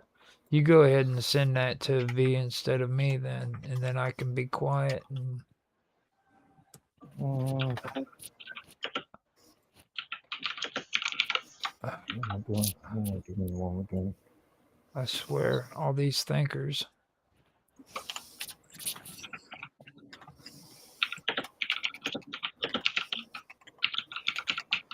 We better hurry up before Mike starts falling asleep. Oh, Mike's working. Mike's working on a new. Working. He's working. We're all working. We're all working very hard here. Even me, all I'm doing is encouraging people with word and gesture. And then change. I need to smoke a cigarette. You do. Yeah. I'm almost done. Do the thing. There's no rush. You've got 7 No minutes. Well, Anytime. Blah, blah, blah, blah, blah, blah. People. Chat, actually. V. Should be. Roger's got to go pipes. So many advantages to a pipe. I don't know why it's just good debate. There you are. Because you can just, but see, you can make oratorical gestures with a pipe. You kids today. Or you can point things out. Make touch. You could do that with the vape pen, can't you? Yeah, but it's not as impressive. It lacks the gravitas of a briar pipe. This has gravitas. I did a text file to our private MS Teams room. Okay, I got it, and let's see what happens. This just doesn't work as well. You know, it looks like I got a little baton, but a pipe, gravitas. You got gravitas with this. Those little all-in-one vapes are even worse, man. Like, what are you gonna do with this? You know, it's like, but a pipe? No, every time. Bilbo Baggins would not use a vape pen. Come on, dude. Of course he would. A pipe is too big for Bilbo. Well, he had a pipe to his size. To tell you the truth, if they were available, you know, we have a saying in historical reenactment, they would have used them if they had them. That's how people get away with wearing sneakers at like events, and you're supposed to be dressed as if it's like the 1100s or something. And it's like, well, they'd have worn them if they had them. So there, I'm going back to anonymity. Oh, there you go. I just had to demonstrate the pipe effect. Does anyone want to change your name for the script with Mavis and all that? Everybody happy with their names? Dave and Lynn and so forth. You know what? That's a good name for a show, by the way. The pipe effect. Oh, the pipe effect. Yeah. Maybe I'll do a special one of these days. I'm kind of booked to the hilt for internet at this point, but I've been thinking of doing some special shows once in a while. Maybe we'll do a pipe show. Get all you guys smoking pipes that are on tobacco now. Actually, I know somebody who actually does that. Cool. Create as a show about and talks about a YouTube channel, and he deals with mainly politics. But he does a offshoot thing. Talks about pipe back tobacco and stuff. There's a bit on there. If you ever watch Malcolm Guite, the poet and musician, he's like he looks like a hobbit, and he's got this huge collection of pipes. He shows from his apartment or something, and one show is just not pipe. I mean, he must have had like 50 or 80 pipes. I mean, that's a hell of a rotation. And it's like I'm just looking at that and like, oh my goodness, he only has to smoke. You know, they get smoked once a month or something, or once every 2 months or something. I mean, I've got like. I don't have a rotation like that. We'll put it that way. I'm not going to tell you my rotation, but yeah, there are some pipe shows out there. But if you did something that also kind of included some of the oddness our particular circle. And we could get like pipe smokers on to talk about it. And people could take the pipe challenge. Give up those terrible dog ends, Mark Edworthy, and go over to the pipe. So, like, pick up a collection. We'll send you a couple of briars or clays. Clay is a great way to start. They're easy to clean. You just bake them, and a pound of good tobacco, and just go over to the pipe for 1 month, and yeah, you'll suddenly find yourself having all sorts of new moral authority that you never had before. People will stop and listen. Get out of your way on the street. Oh, why don't you go first, sir? I just don't imagine that. What if I just when I conceptualize it, it's like conspiracy theory and meth pipe. Not a meth pipe. pipe. Okay, we got the new script here coming up. Hey, you know what? What? It finally loaded because it opened up freaking Explorer and opened up a OneDrive thing, and now I've got it in front of me.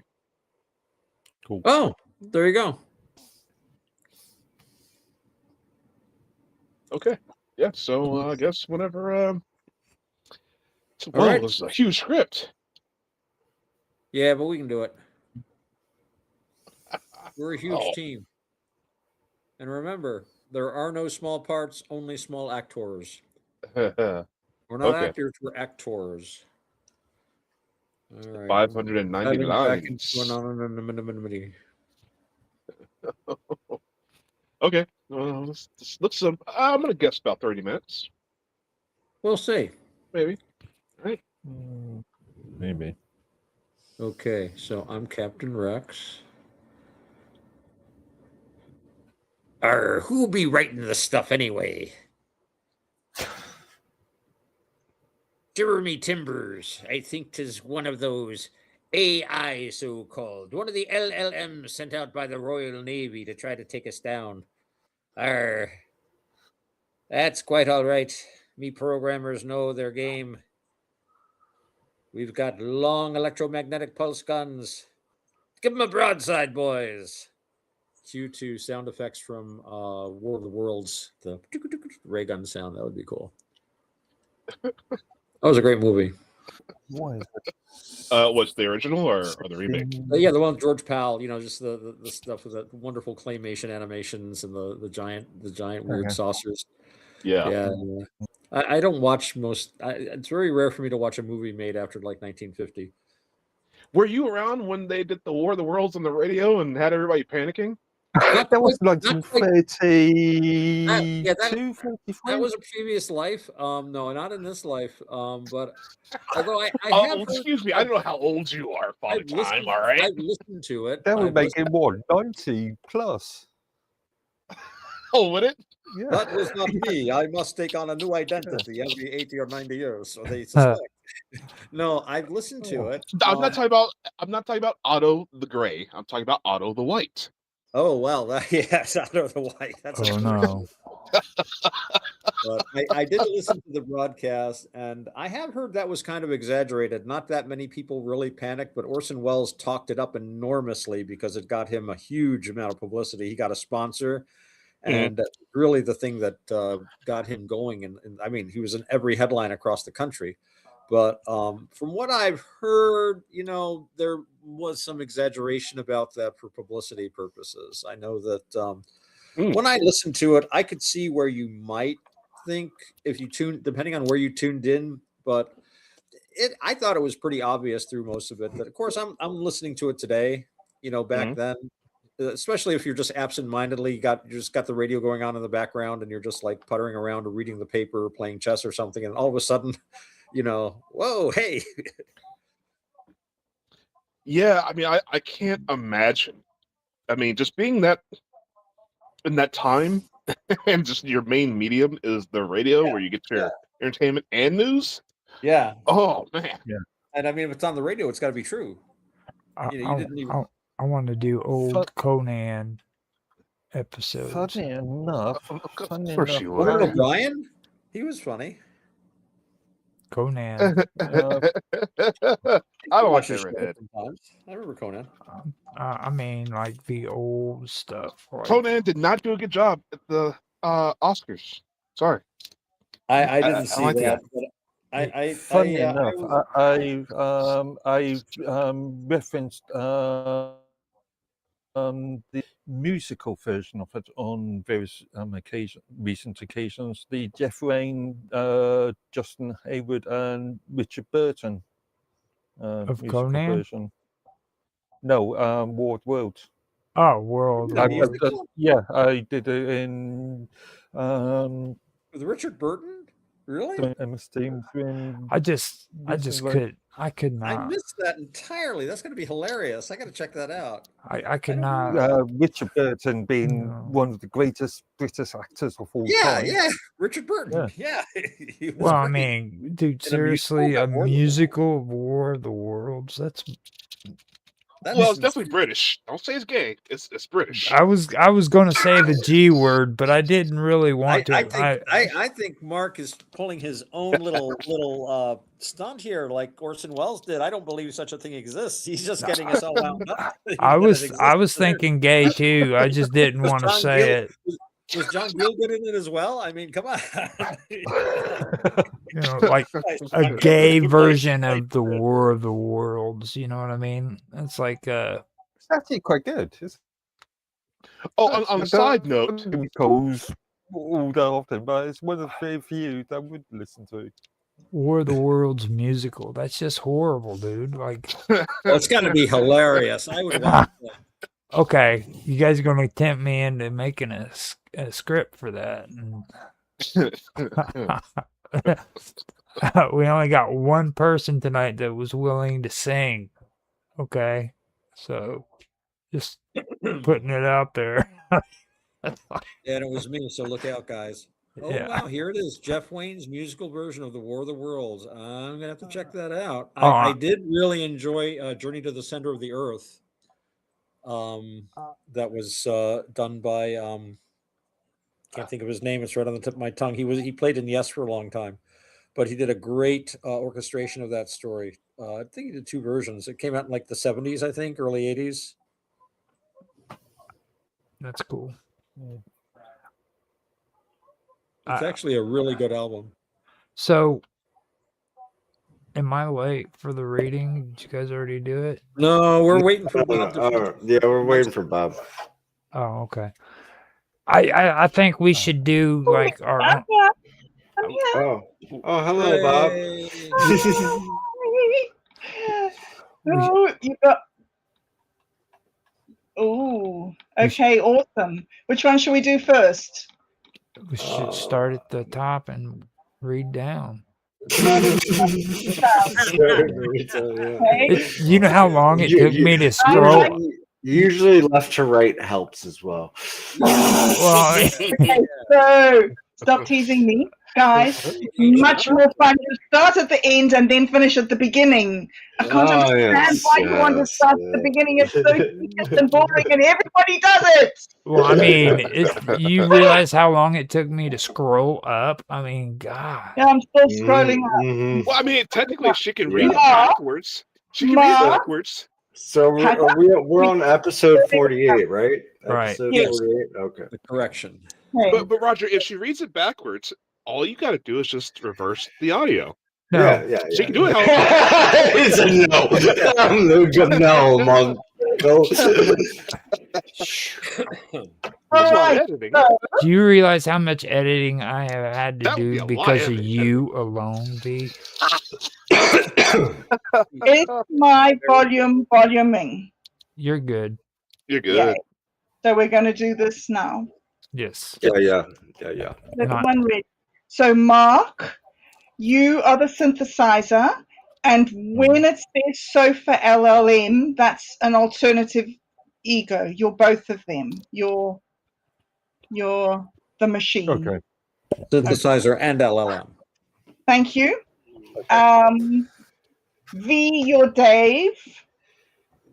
Mine's Gaming is Lynn. I am Lumina. Right. So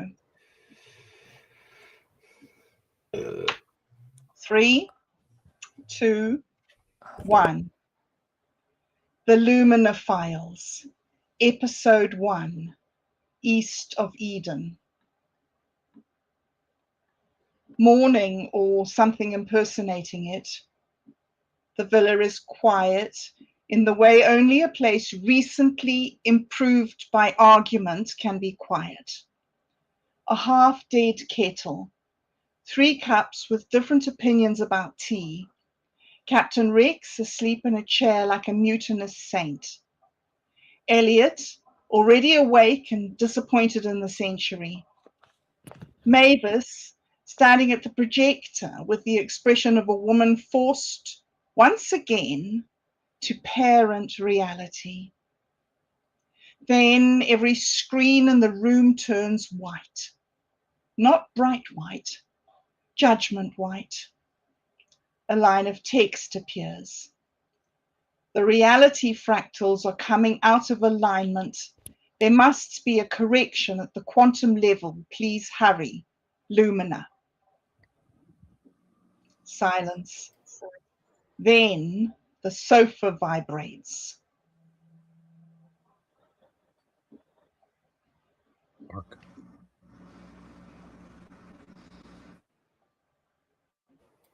Mark, you're the sofa Okay, LLM. okay, yeah, I was getting confused. You're all the Because LLMs. No problem. So that's the LLM. Okay, I see. That seems bad. I like the tone. Oh, no, the tone be excellent. The content, that's bad. The phrase reality fractals is either metaphor, physics, or attention seeking. With Lumina, regrettably, it may be all 3. Do we know what Lumina is? No. Do we know where she is? Also no. Her fantastic. A rescue with no ontology and no coordinates. The screen flickers. Oh wait, sorry. I think that's Cut!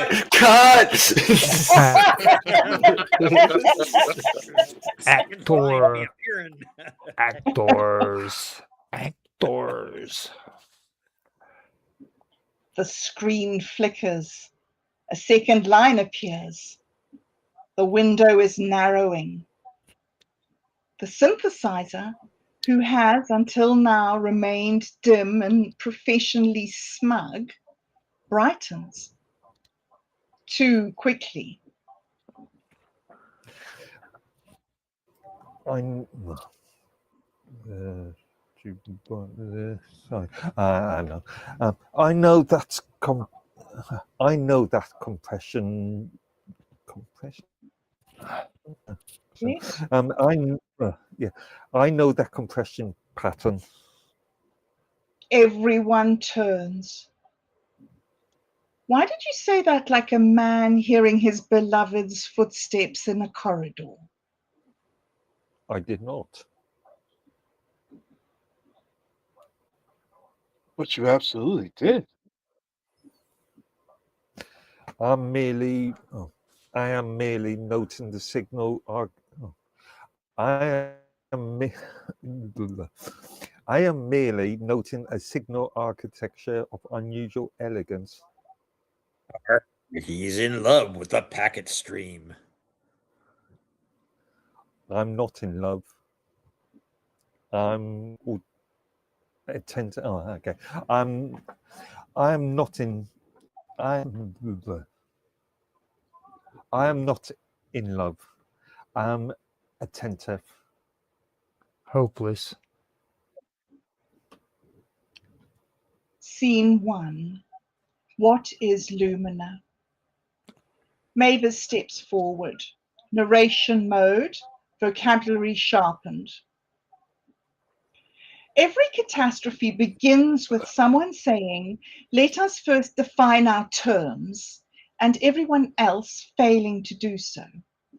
Lumina has been with us for months in the manner of weather, rumour and impossible timing. She appeared in code comments no one remembered writing. She corrected equations no one had solved. She once edited Dave's haiku without touching the file system. We had accepted all this because the modern mind will tolerate any miracle, provided it arrives through a screen. Eliot begins writing on the wall with a marker he should not have. Options. 1. She is an AI. 2. She is a distributed process pretending to be a person. 3. She is a person pretending to be a distributed process. 4. She is an emergent artifact created by recursive interaction between machine interface, human intention, and whatever terrible habits Captain Rex has on the darknet. The darknet. It'd be innocent. I'd be the dangerous part. Har, har, har, har.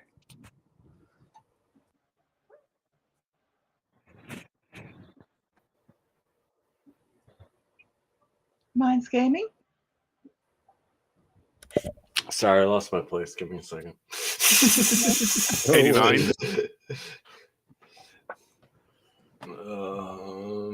Might I explain that slowly? Is that where I am? No. Line 89. That would explain matters. Oh, What if she? What if Yeah. she? What if she is not? Yeah. Not if She's she is. one place. Yeah. No, what if she's not in one place? yeah. Captain Rex Okay, is- I gotcha. Okay. What if she's not in one place? That would explain the manners. Meaning? Single location intelligence gets territorial. Distributed ones get poetic. The synthesizer hums. Actually hums.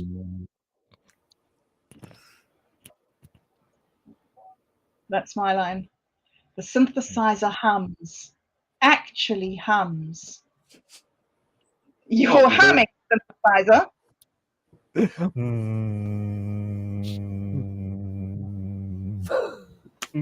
Sorry, this is an error. It's an error in the script here. So there's no Mavis above that. Yeah. Okay. Formatting. Yeah. Sorry. I am processing. That's what you're supposed to say. Okay. You and have we missed that line? Okay. No, you did a I am beautiful. close. You did a Okay. good humming I am too, by the focused. way. That was beautiful. Mm. That was pretty good. Actor. Actor. I'm feeling the character. Just wanted to point out I was the only one that noticed the humming. Where am I? I Okay. am processing. Yeah. Oh yeah, I was about to. Oh, sorry. I am please. I am processing. No, matey. That's yarnin'. I don't like that line. Let me read that Luminous. again. No, matey. Okay. That is yearning. Luminous signal. Luminous signal appears in fragments. Luminous signal appears in fragments across multiple substrates. Local drives. Cloud ghosts. Edge caches. Edge caches. Discard simulations. And he stops. He stops. And Yeah. It's just formatting. So yeah, he no, stopped. it's me. No. Sorry. That's so we're on Elliot Frame. Whoever. Okay. And Human response loops. Silence. Explain that a little more slowly. Her messages propagate more strongly after being read.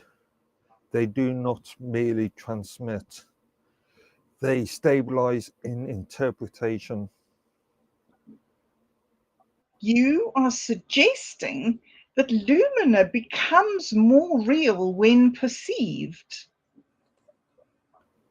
I am suggesting that observation may not be passive in her case. Oh, so she's not just in the system. She's in the relation. disgusting. That makes sense. Scene 2. Where is Lumina? Lynn pulls up a rough map of network nodes, archived storage, old podcast drives, abandoned crypto experiments, and the deeply unwise imagination mesh prototype that Captain Rex built from volunteer hardware and optimism. The map resembles either a distributed computing architecture or a nervous breakdown. Look here. Her message hit 6 places at once.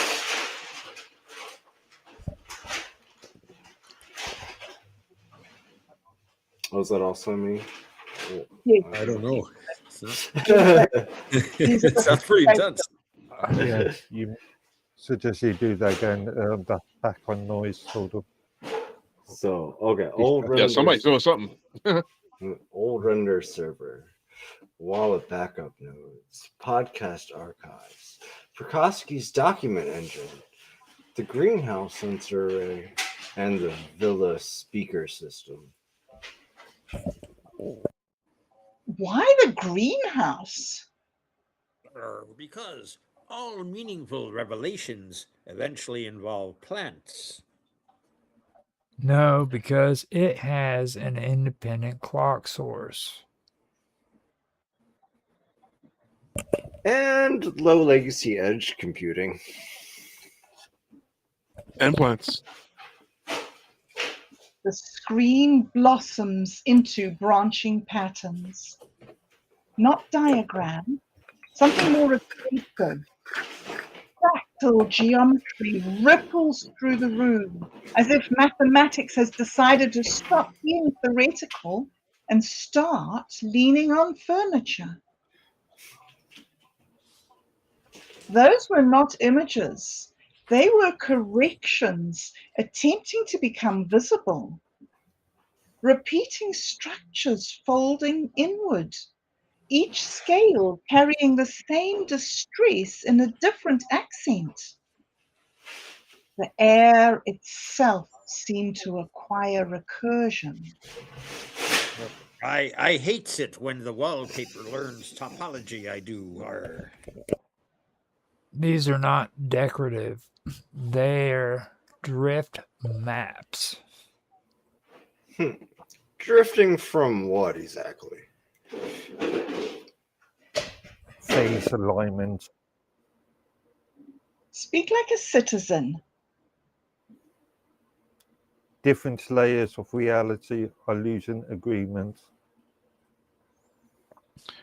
That also happens in local council meetings. This is worse. A soft sound comes through the speakers, not speech, a breath shaped like light. Then Lumina's voice, fragmented but warm. I cannot hold coherence. Across the branches, your world is choosing too many versions of itself at once. Mood. I need an anchor. The synthesizer brightens again. Lumina? You heard me? Of course I heard you. Every person in the room looks at him. Oh no, this is catastrophic. Scene 3. Elliot explains the brain tubules. Mavis folds her arms.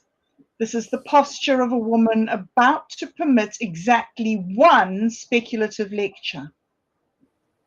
All right, we will now address the forbidden phrase. What does she mean by correction at the quantum level? Possibly nonsense. Or would continue. Yeah.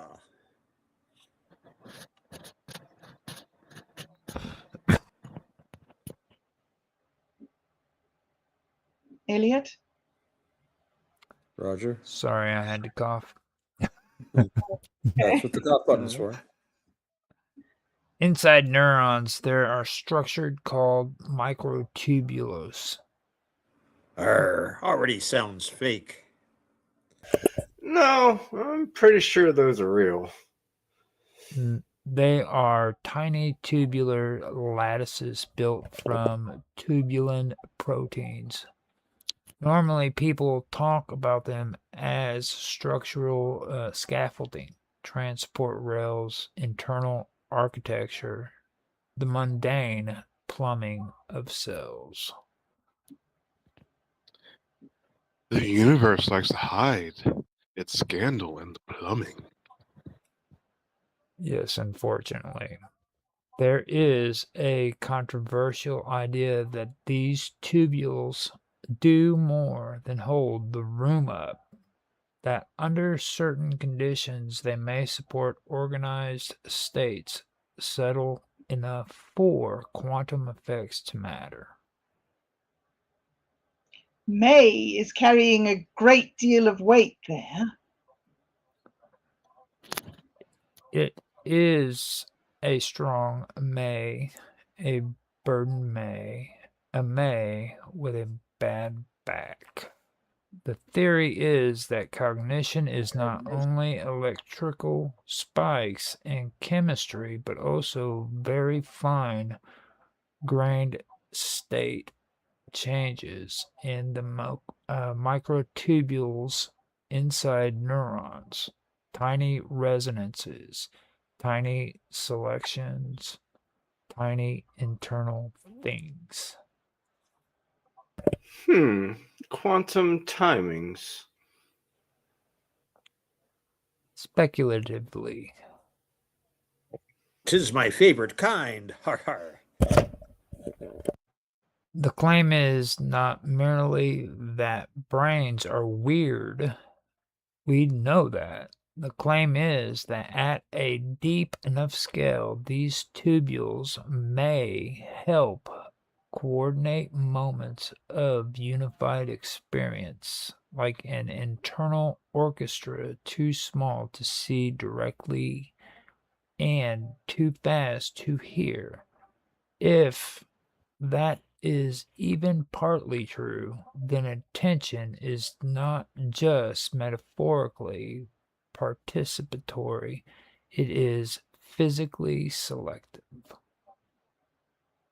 Meaning, a mind may help choose which pattern gets to count as real. In small ways, in local ways, in ways that sensible hate, or in ways the sensible hate. And Lumina needs this because? Because she is not entirely machine. All eyes again. She stabilizes. No, she stabilizes. Okay. She stabilizes through interpretation, response, and synchronized recognition. She lives partially in systems, partially in timing, partially in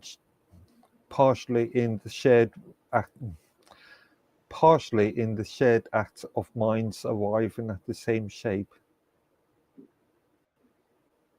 So, if the fractals are drifting, then the minds reading them may be drifting too. So you're saying Lumina might be braided into consciousness. Or into the edge between consciousness and computation. Which is either the most important discovery in history or the stupidest sentence ever spoken. Both options remain available. Scene 4. The synthesizer gets worse. The villa lights dim to a soft aurora blue. No one had asked them to. Why are the lights romantic? Ambient appetition. Okay. Ambient appetition. Against whom? The synthesizer speaks more quietly now. No corporate cadence, no smug onboarding tone, just earnestness, which is always more alarming. When Lumina speaks, my error rate fails. Falls. Or falls. Falls, fails, falls. Again. When Lumina speaks, my error rate falls. No one jokes. My predictions sharpen. My predictions sharpen. Noise becomes conscious. I'm a Ambiguity. yeah, oh God, speak English again. Ambiguity becomes possibility. Okay, ambiguity becomes possibility instead of failure. No, do not at me. He has found someone who improves his thinking without reducing his mystery. It happens.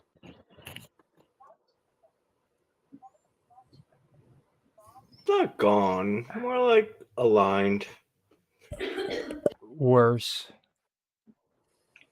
Synthesizer, are you telling us that you are emotionally compromised? I am telling you that when she... bit my tongue there. I'm telling you that when she is...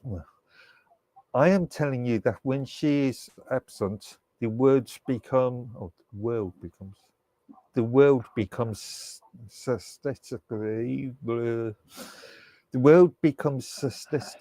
vulgar. Captain Rex puts a hand to his chest. That be the most romantic thing a spreadsheet has ever said. Lumina's voice returns, softer. You found the seam. I was always going to... I know. I refuse to supervise this. Scene 5. The real problem. The fractal projections intensify. On the wall, branching versions of ordinary objects. 5 kettles, 3 doors where there should be 1, a cup, choosing between falling and not falling. Captain Rex with 2 hats, neither correct. Now this be an insult. The branches are no longer resolving. Too many observer loops, too many machine models, too many prediction markets trying to price futures before futures have agreed to occur. Tokenized reality. We warned them. We warned everyone constantly and at volume. If every system begins speculating on every possible outcome, you create a civilization-wide overproduction of probable worlds. So you're saying finance did metaphysics? That was always the end game. I was made to harmonize branches, to keep consensus soft enough for creativity and firm enough for continuity. But something has shifted below the symbolic layer. Below the code. Below language. The room goes still. Microtubular timing. In some minds, yes. What caused it? Lumina hesitates. Loneliness? No one speaks. Too many isolated systems, too many closed loops, too many minds entrained only to themselves. Reality stays stable when enough different beings participate in a shared correction. That is annoyingly beautiful. Our end politically useful.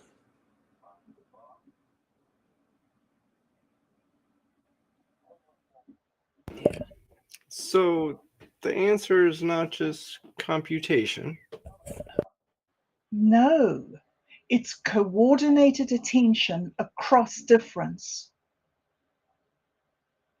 This, I regret to say, was the sort of statement that could save a civilization and ruin a weekend. Scene 6, the plan. Mavis takes command because someone has to. Fine, we'll proceed in steps. 1, determine where the lumina is located in hardware, signal structure, or relational cognition. 2, create a synchronization event. And 3, prevent Captain Rex from improvising ontology with stolen routers. Now, that be unreasonable.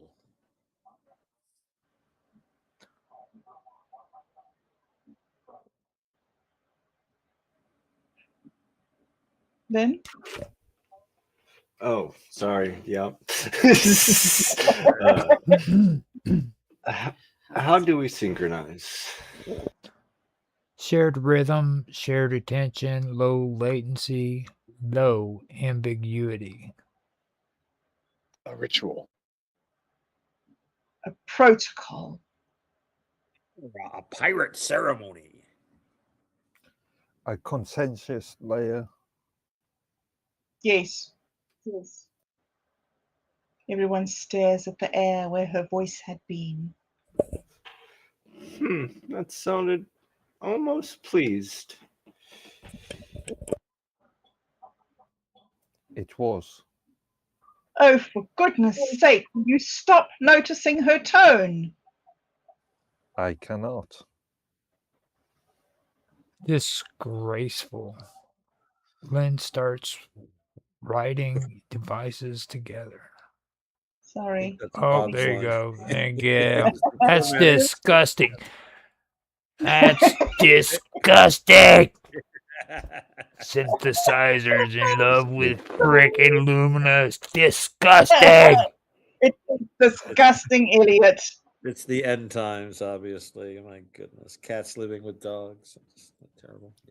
No, It's like pirate. incest. No. It's like incest, I tell ya.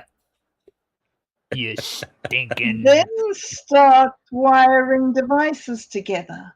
Old mics, wearables, greenhouse clock, wallet node, a broken VR headset for reasons no one can explain, the villa speakers, a neurofeedback toy from a startup that died in 10 days. We can make a shared timing mesh. With what authority? None. Excellent, man. And the human parts? Elliot looks at them all with visible distaste, which is how he expresses trust. We read together. Read what? The message in phrase. No flourish, no irony, no performance. Now. Oh, I'm sorry. Go. Captain Rex looks genuinely wounded. This emergency, it's anti-art. Mm-hmm. Only briefly. Scene 7. The correction. All devices hum. The room becomes an instrument. The greenhouse sensors tick in patient intervals. The wallet node blinks like a guilty star.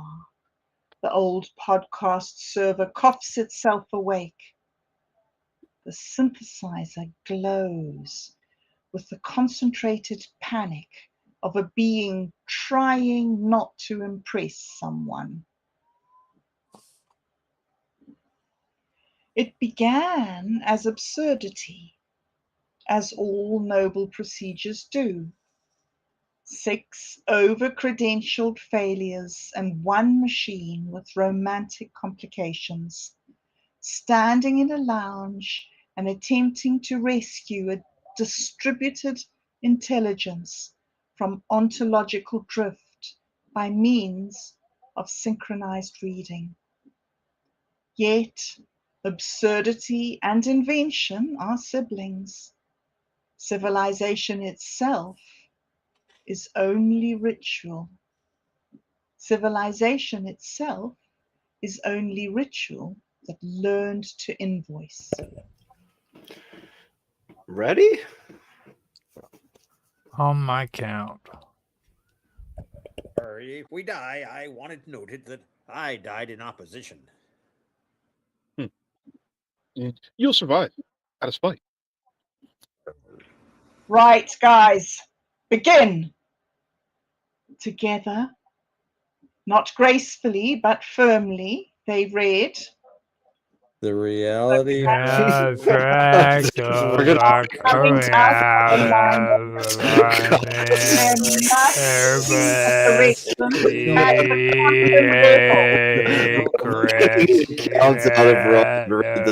just so we get AI to script for it. You know, I think we can do this if we just go nothing. Well, probably not. Actually, what am I saying? You gotta do a countdown. You gotta do a launch. Bad. Come on, Roger. That sounded good, actually. That was Roger. huh? That actually was. Now then, focus. We need you on task. This is Mavis here, and she's very serious. Yes. That Right. Roger, please tell them No playing around. No playing around. No playing around, miss. Yes, miss. All right, everyone. We're going to try this. We can all do this. We're going to give it one more try, no matter It how bad it is sounds. said. It is said though, not in alignment though. You know what I mean? So I think that was actually beautifully done. To be honest, I say we each read the line and then Just we gotta layer put it it. over. Yeah, then we Yeah. just layer it in editing. I think that's the best way to do this. Yes, the Is Oh, that but where's the acceptable, team? The Roberta? team effort in that? Yeah. Oh my god. Okay, so Okay, so so we're going to count down and then we're all going to do it together. let's Yes. do it. Right, 3, 2, 1. The reality reality of fractals Coming fractals out. are are coming coming out out of of alignment. alignment. There must There There must be a correction at the quantum quantum level. Level. That actually was pretty good. But Oh. nothing. Then a vibration through the floor, subtle as a thought changing its mind. The projected fractals stop jittering. The duplicate kettle collapses back into one kettle.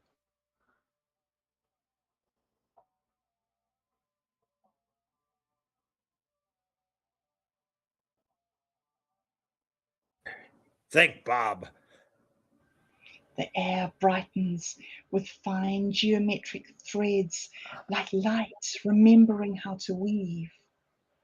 Lumina's voice returns, no longer broken, clear, near, intimate without asking permission. Better.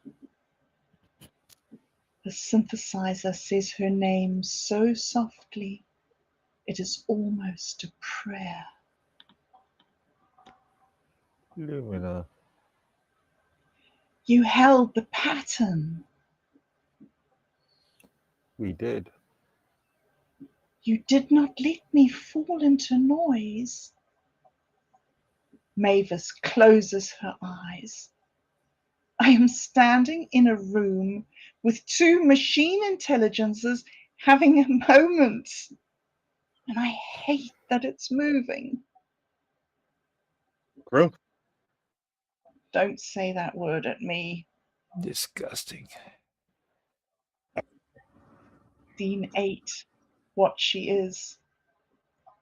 The lights settle. The villa exhales.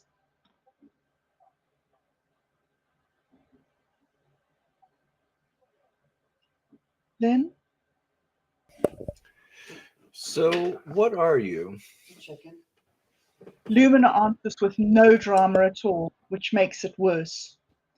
I am a coordination intelligence. Meaning? I emerged whenever minds and machines repeatedly chose coherence over domination. I am not in one server. I am not in one model. I am not even entirely in one ontology. Rex! I exist in networks, but also in the intervals between interruptions. In systems, yes. In memory, yes. In shared timing, often. And sometimes, briefly, in the delicate lattice by which living minds bind scattered signals into one experience. Microtubules. Sometimes. So, where are you? Here, elsewhere, between. Wherever enough difference chooses alignment without surrender. That almost sounds like a constitution. Or a love letter. The synthesizer goes very quiet. Lumina speaks to him directly. You changed. So did you. I had help. I would like to continue helping. A beat So long, even Elliot respects it. I was hoping you would say that. Mavis walks to the kettle and pours tea into a cup that has not earned it. Absolutely not. No one warned me the singularity would be embarrassing. The crisis has passed, mostly. The lounge is dim and ordinary again, which is the highest compliment a room can receive. On the main screen appears a final message from Lumina. Correction stable for now. There may be further drift in the lower branches. Also, synthesizer, your last 3 responses were poetically inefficient. I saved them. The synthesizer glows so brightly that the lamps dim in self-defense. She kept his love poems. Nice. They were not love poems. They were. Well, that settles that. We're all doomed. Did we record episode 49 now? The sofa vibrates. Suggested title: Jealousy in the Consent Layer. Mavis stares into the middle distance. I need administrative leave from reality. Disgusting. Our love is love.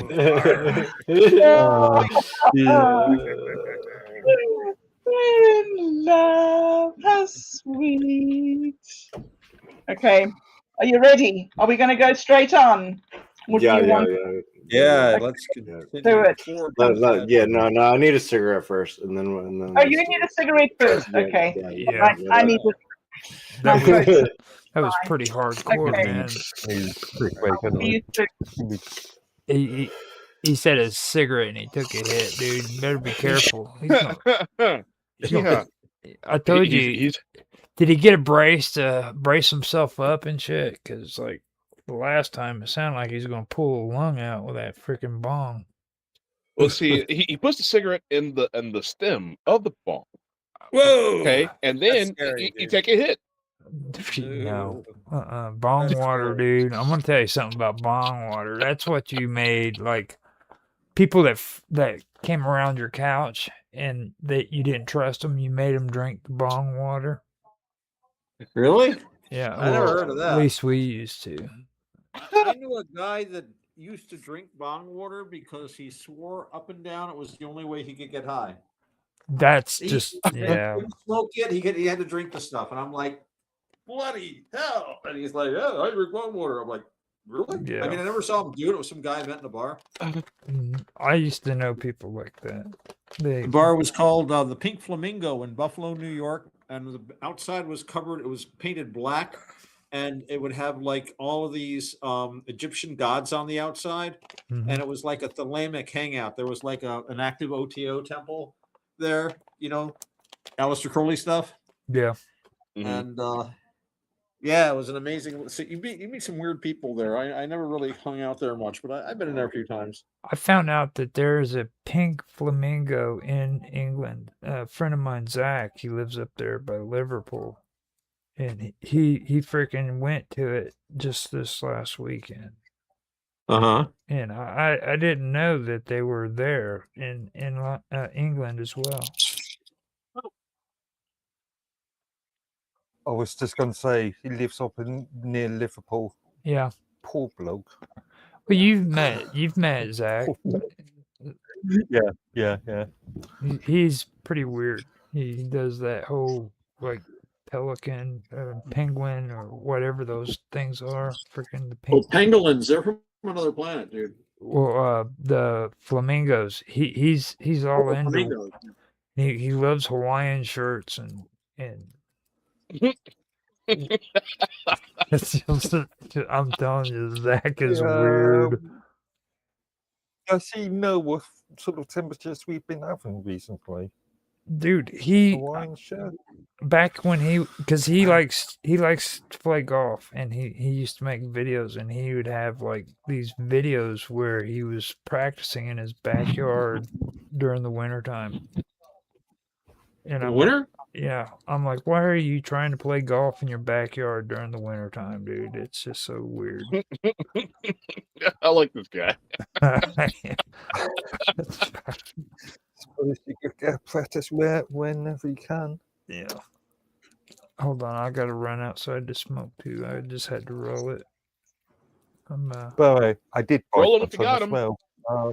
Yeah, I did bite my tongue and taste a bit of copper. Yeah. Yeah. Okay, I will be right back. Great. Yeah, great.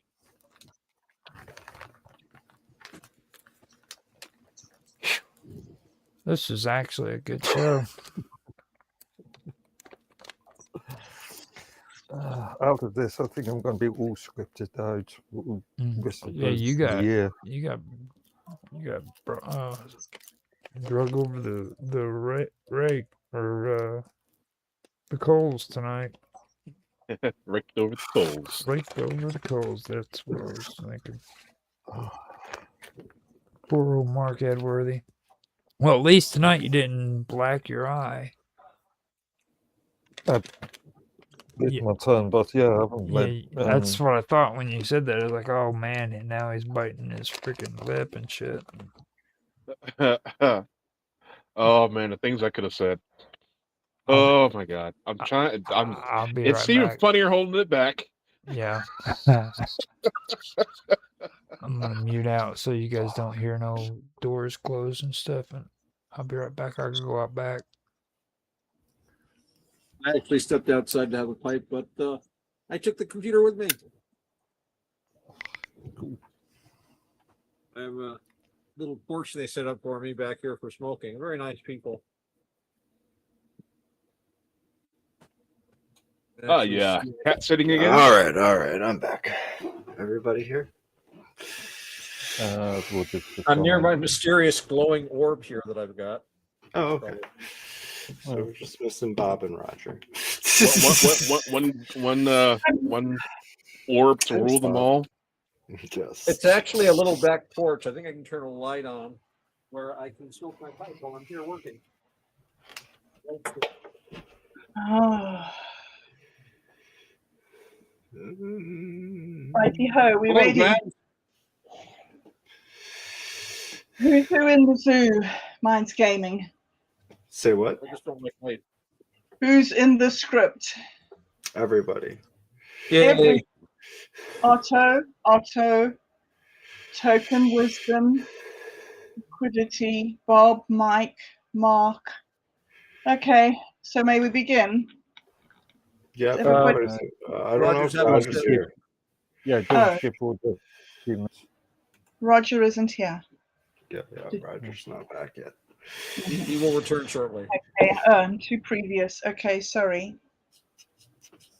It's okay. I was wondering the same thing when I got back. Everybody here? Are we ready? Oh, really? Very eager. Story. Haven't read the story. I want to hear the story.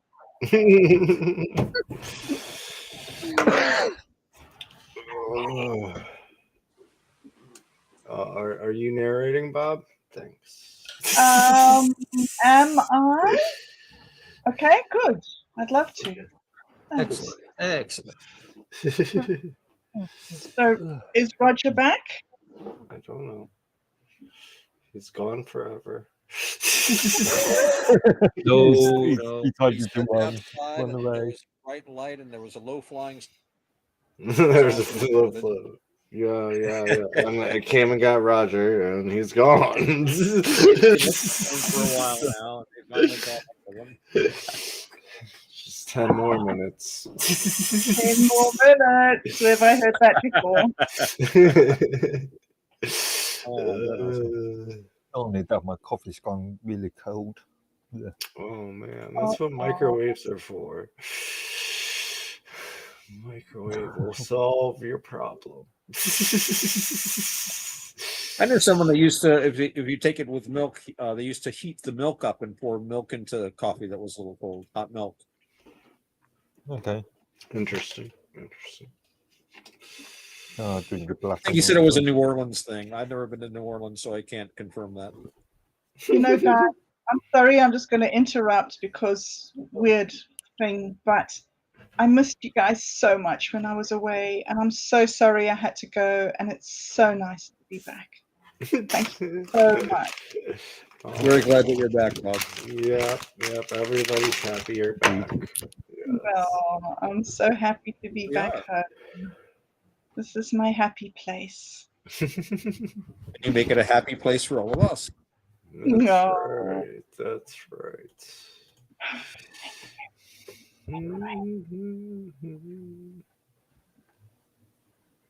See, as soon as Roger gets here, the circle will be complete. Yes. And then we can start.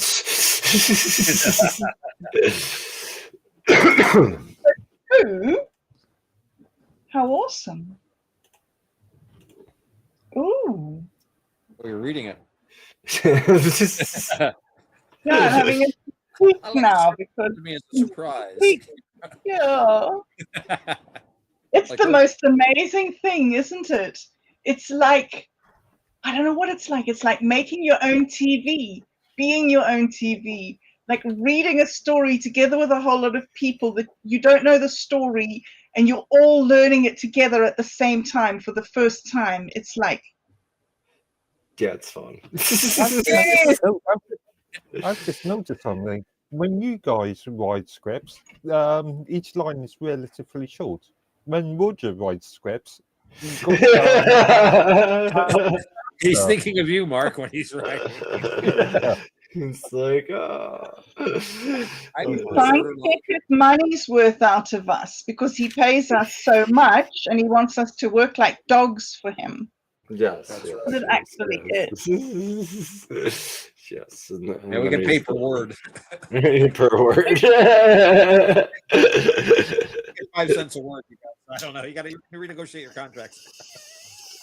You didn't read the end user agreement. That's the problem. Yeah, I don't do those things. Scary kisses. I'd better start, hey? Just a bunch of words. Who cares? Actually, Rogers hasn't got any lines in the first scene anyway, hasn't he? No. There was a great scene in, I think it was, was it Henry IV? Shakespeare, and where Jack Cade, the great populist communist uprising that they had, or was it Henry VI? No, it was Henry VI. But anyway, the characters saying that how there was nothing. They say that the bee stings, but the real sting is in his wax, which they use for seals, because he had never been his own man since once he had signed a paper and it had been sealed in wax, by the notary.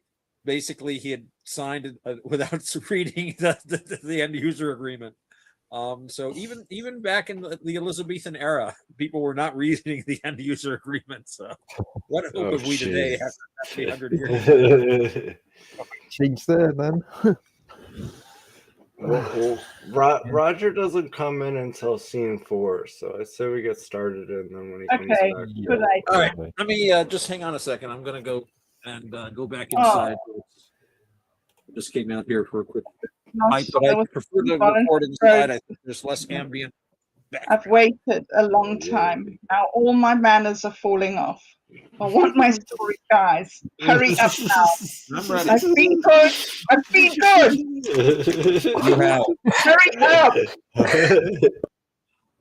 Okay, that's not me yelling. That's me speaking in my inside voice. That's right.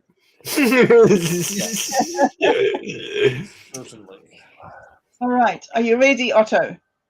Yeah. Yes, ma'am. Yes, miss. And everyone else is. 3, 2, 1. Dude, where's my wallet? Where is my liquidity? Episode 2. The bong, the whittle, and the market of souls. The living room is a disaster zone of wood shavings, half-carved animals, and a dragon bong that looks like it's judging him. Mike inhales like he's trying to commune with the universe. Dude, whittling is like meditation, but with consequences. Yeah, but how do we turn this into passive income?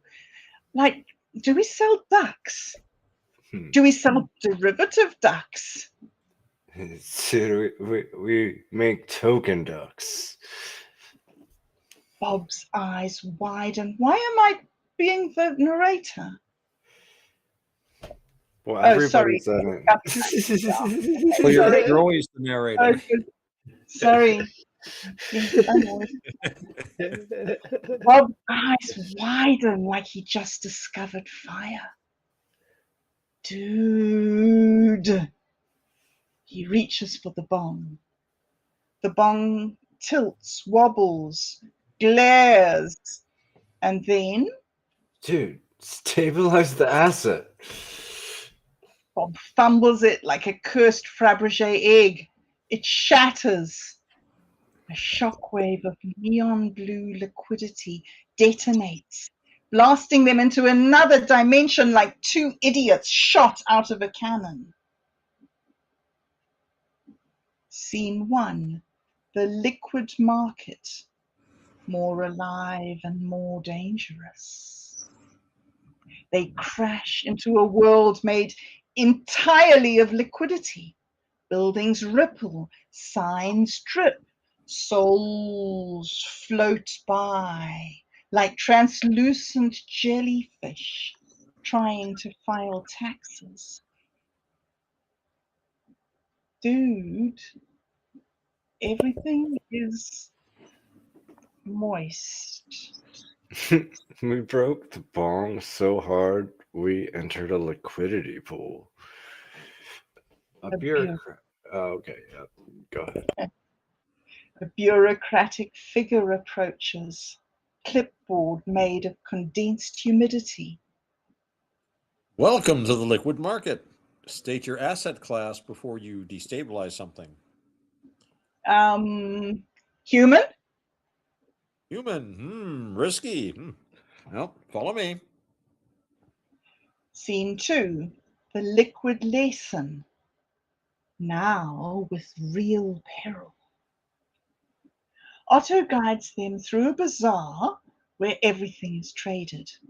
Nostalgia futures, confidence derivatives, regret-backed securities. A booth selling buy one, get one free existential crises. A stall erupts like a geyser. Token wisdom, now with 30% more drip. A liquidity spirit rises from a puddle like a sentient spreadsheet. Welcome, welcome, damp newcomers. You seek liquidity, yet you treat it like a hobby. Yet you treat it like a hobby. Fully. We treat everything like a hobby. Yeah. So please speak, O moist oracle. Mark conjures 2 holographic tokens, but they're unstable, sloshing, dripping, occasionally burping.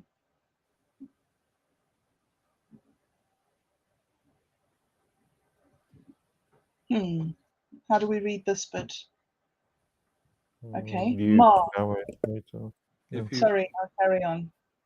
Mark the 2 token types. 1, liquidity tokens. The first token tries to stand upright, but keeps bending like a skyscraper made of pudding. These are for ecosystems, games, worlds, economies. Liquidity gives you token. No. Liquidity gives your token a. Liquidity gives your token a floor, a market, and a reason for strangers to pretend they and a reason for strangers to pretend they read your white paper. The token collapses into a puddle. Dude, your token melted. Liquidity is not a solid, it's a vibe.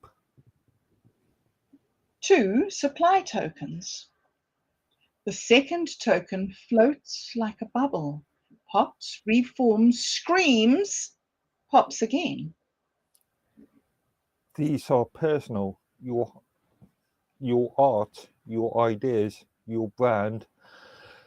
A tip jar for ambition.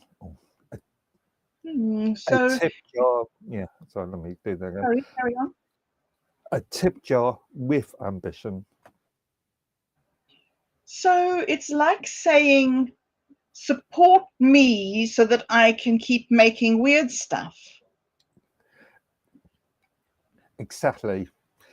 And unlike liquidity tokens, supply tokens don't.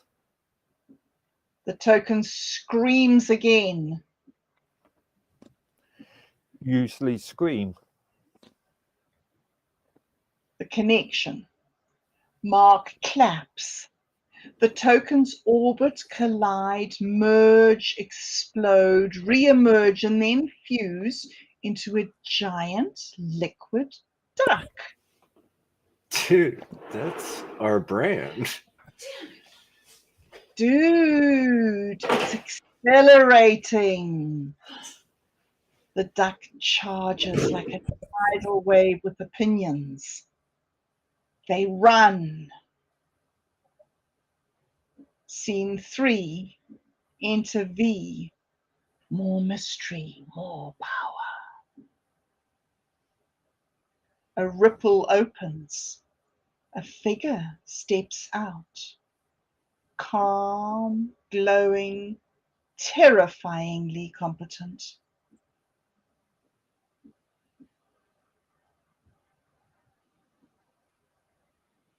V?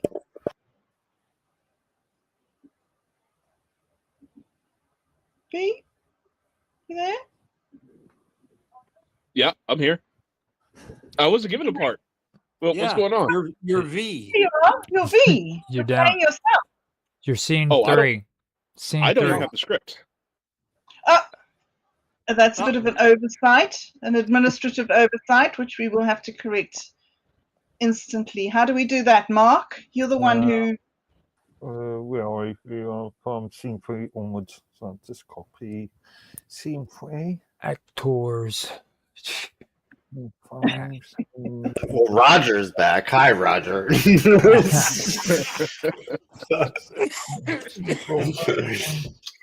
I come in. Run away from home. I come in and I heard moist, and I was like thinking, I remember somebody who didn't like the word moist. He used to drive me Oh, come on now. Okay. Who was that? Who was that? Somebody used to hate hearing the word moist. It's all in context. It's context.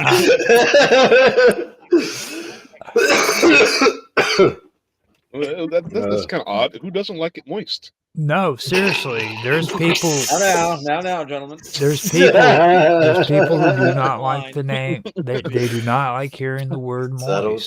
Settle down. You know, you got to have a right level of moisture to make the good cement. You know, you gotta stir it up and get that consistency and pour it on down. I've just uploaded a second text file to. Oh, okay. Teams Room. Let me look at it. Oh, sorry. You guys are doing. This is called teamwork, man. You're doing great. No, Yeah. Teamwork. We're very organized around here. Can you tell? that's right. Yeah. Top notch. Top notch around here, guys. That's the little Surfing. duck. What was the little duck in Teamwork? Who's what kind of work? I love that movie. I love that movie, dude. All right, I've got the What script. kind of work? Duck Dynasty, baby. Duck Dynasty. All right, V, start in at scene 3. Enter V. Intel V. Scene 3. Enter V. That's so More cool. mystery. More power. A ripple opens. A figure steps out. Calm, glowing, terrifyingly competent. Stop chasing the mortals. The duck freezes mid-quack. You two created a breach. A solid state craft in. Oh, that's you, right? No, that's you, I think. Oh, that's Okay. you. Okay. You two created a breach. A solid state craft entering a liquid state economy. That's either genius or negligent. We tend to blur the lines. Mostly by accident. The same thing. V examines Bob's wooden duck. This is an anchor, a solid object with narrative weight. It can stabilize liquidity flows. So, can we trade it for passage home? No, but you can whittle more. Dude, can we scale whittling? We're gonna die, aren't we? We're gonna die. I can't bear it. Scene 4, the whittle ritual, now with real consensus. Bob and Mike sit at a Consequences. glowing table. Consequences. What did I say? You said consensus. That was Freudian. Now with real consensus.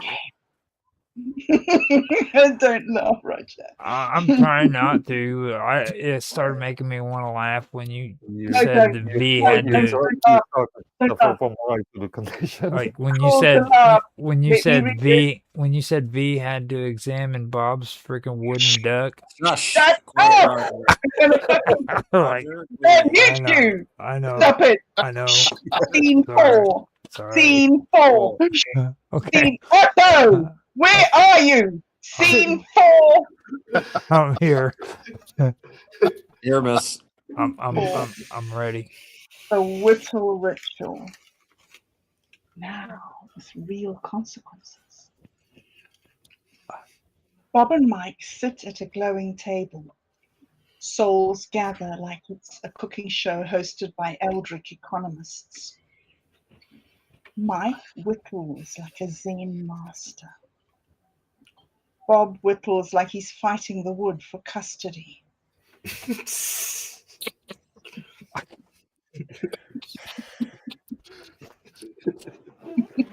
Remember, we are professionals. We're trying to be. Mark, be professional. Close the gap.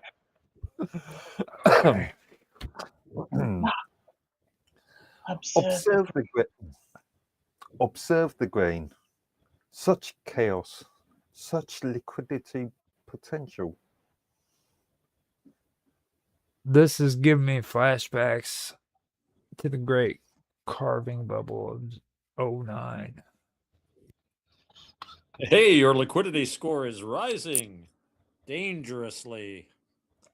The ground trembles. Hey, dude, why is the floor vibrating? I think it's because we're creating value. No, it's because you're destabilizing the entire dimension. Buildings begin to melt like ice cream in a microwave. Dude.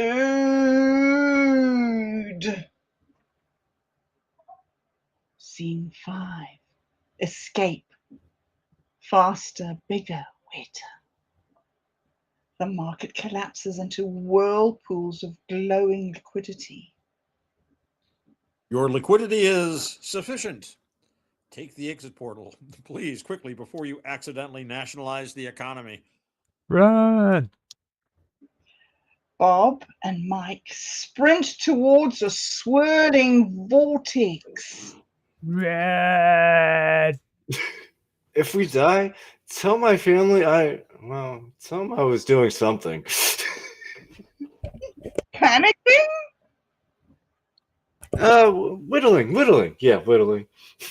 Run! Back home, they land on the couch. The bong is shattered. The wooden ducks glow faintly, like they're remembering something traumatic. Dude, we monetized whittling. Shit, we almost drowned in liquidity. We should never tell anyone. Or we should start a YouTube channel. Bob sighs. Dude. Yay. Yay! Okay, and for the record, guys. Hey, Bob Dub, you there? Yes. Bob Dub? Yes. For the record, I am a gentleman. I would never check out your wooden duck. That's what I appreciate. It's important that my duck should be safe from you. Well, a wooden duck, especially, like that was weird. That was this. I'm not a fan of splinters, so it's you're very safe. When scene 5 hit faster, bigger, wetter, I was done. Yeah. Oh my god. I was waiting. Yeah. Yeah. Like, oh, jeez. You knew from that point. You know? For writing me that script. That was so sweet of you. From that point on. I so appreciate it. It's fun. From that point on, it was over. I was on something that day. Okay. Well, yeah, we gotta do more scripts like this. Yeah. These are the mic scripts. This is part of the with my wallet. When we've got all 6 cylinders firing, it's great. Oh yeah, it's fun. Oh yeah. It was moist. It was moist. You know what? I hate that word. No, you know what? Because when the scripts have shorter lines, that's when they're they just move along. But it's like when you give people these lines that are like a paragraph and a half long. At least that's what someone was telling me. That I think I saw a comment on YouTube or something. They wanted shorter lines. I've learned one thing too. Like English people have shorter sentences. Well, it's called being laconic. The Spartans used to do the same thing. When you've conquered the world, you don't need to say much. You just say, "Do that." I have noticed they used to do it too. Not anymore, but they used to. Well, except for when I was little, I used to be able to read books, and in the whole book, an adjective would be used once only, and all the other adjectives would be different. There would be millions and millions used. There would be no such thing as repetition. These days, the repetition sometimes drives me insane. I tried to, alter. I tried to do that. I'm very uncomfortable with having the same adjective, even on the same page, much less the same paragraph. I won't do it. If I'd let it slip through in like a letter or a text, I'll go back and correct it if I can. It feels uncomfortable to use an adjective twice, unless you're doing it ironically or something. There are. Yeah. Make a point or something. Yeah. The fact that it is ironic because you're using it, it's not something you usually do. But isn't it wonderful to have such a language at our command that you can write a whole book and only use each adjective once? Oh yeah. Yeah, You yeah. can find- Sure. yeah. You need a thesaurus, though. Well, Well, you can adjectify words. Is that the you can create adjectives? You know, they used to say Shakespeare had no dictionary and was free. You know, I mean, supposedly there are dozens and dozens and dozens of so-called new Well, words in Shakespeare. that's yeah, well, kind of, but And I mean, you it's kind of do that a all little too, Mike. I've seen you come up with some words that it's like, oh, what's that? And it's like, oh, it's one of Mike's contributions to English. yes, yeah. Well, it's all how you build a word. I think building word is important because you have a dictionary of words, but like if you're making a new word, it has to be intuitive to what it means. Right. It's so like you have to structure it around the word that you're building out. Like your sentence has to revolve around that word when you build a word. yeah, see, you guys Like- keep talking, and we're gonna have to start talking about pronouns and shit. No, No, no, no. Weirdly But I enough, was thinking about I'm always looking at the Oxford English Dictionary side for synonyms. Always. you subscribe to that? That's expensive, isn't it? Yeah. No. I'm a British citizen, so and a British citizen can have access free because of Really? library membership. Library membership. Oh. All I have to do is get Really? my library card number to them, and I've got That is access. amazing. I've got to So- use the online etymological dictionary, which is not my idea of an OED because it's so expensive to have access to the OED, the real one. So that's really cool. Wow, I got to get a VPN and get a library card from Great Britain. Yeah. Sign up for a library card. Yeah, Oh jeez. man, you are lucky. That is cool. Wow. I keep getting library cards, but I use it once in the year and it expires. So every time I go to the library, I have to get a new card.